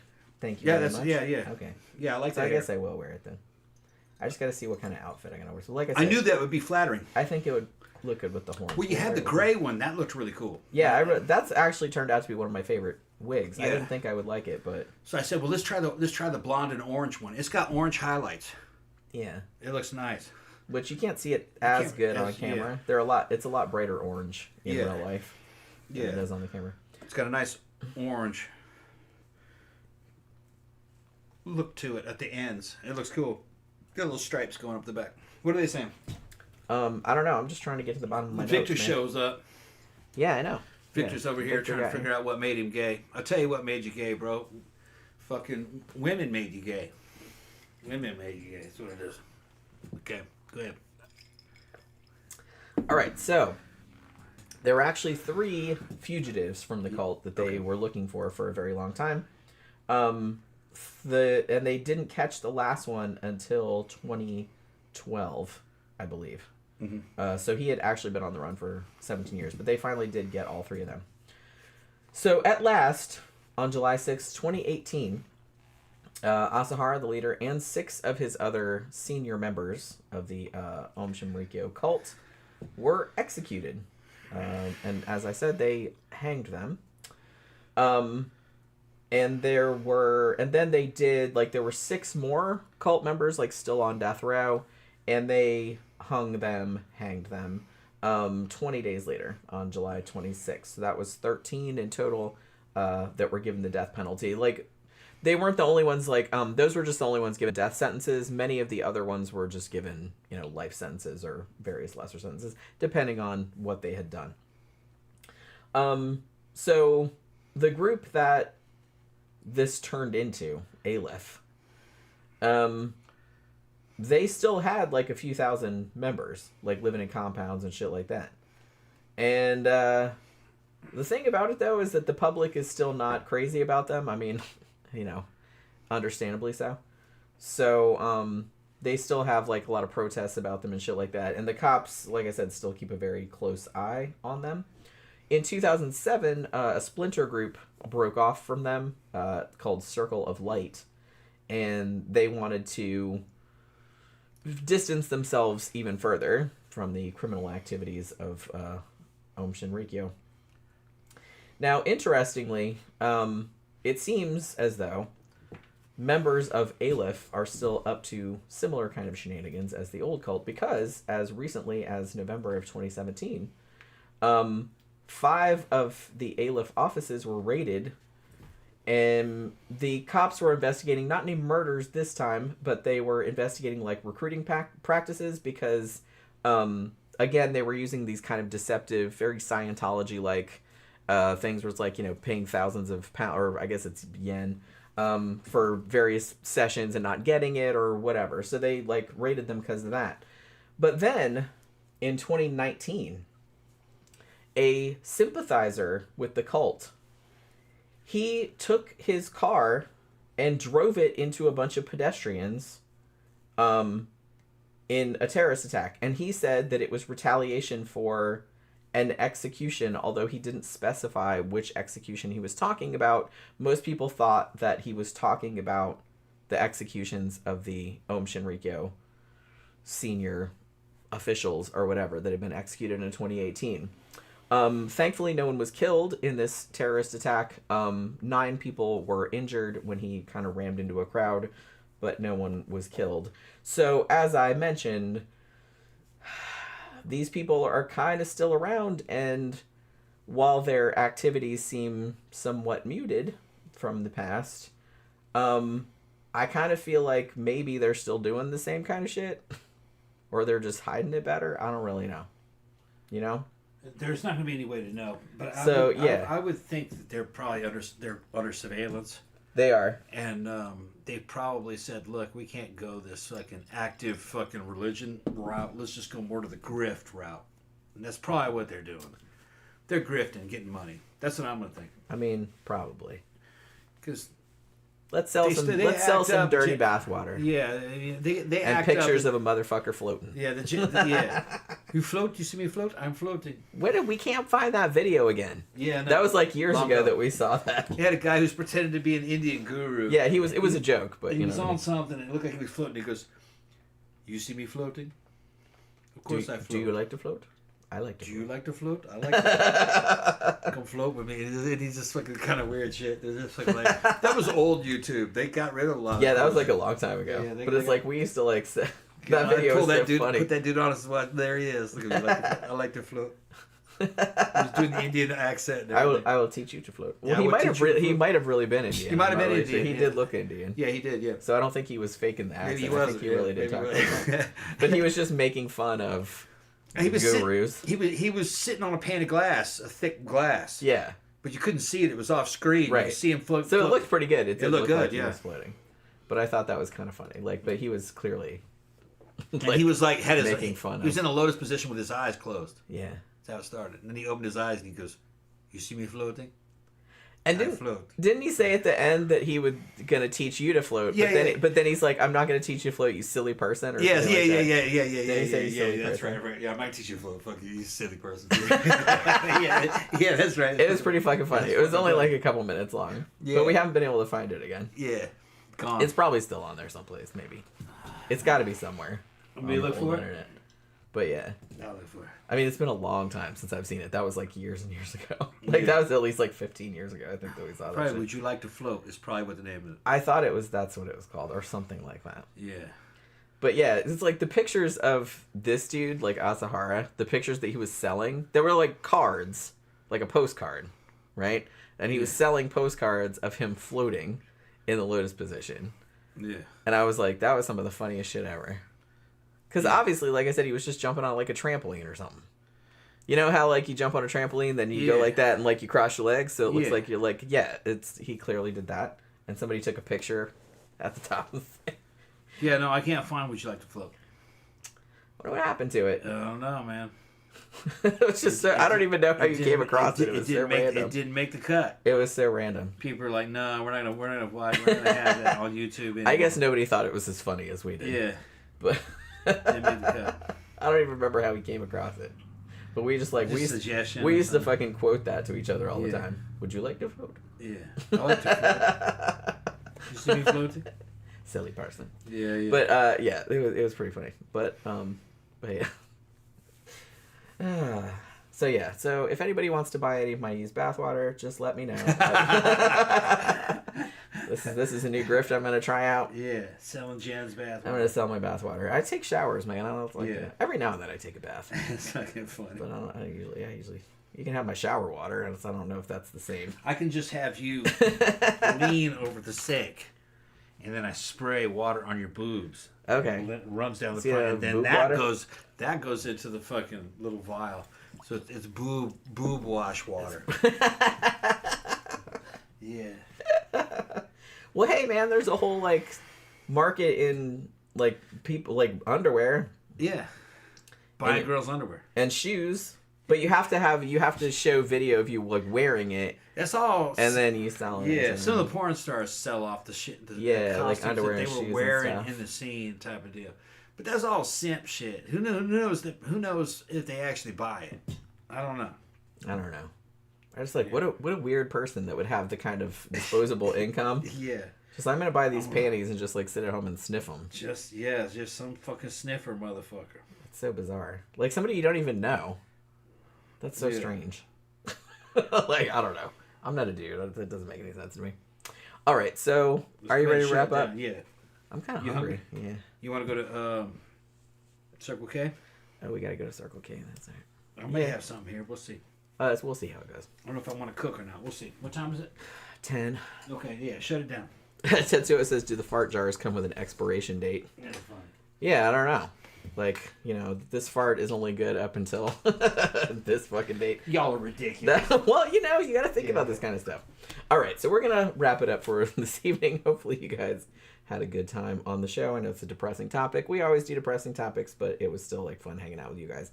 So hopefully you guys will come back and join us for the Friday night sidetrack show where we can just drink and talk about bullshit. That's always a lot of fun. So thanks everybody for dropping by this evening. Thank you for your super chats. And we will see you guys again on Friday night. Good night.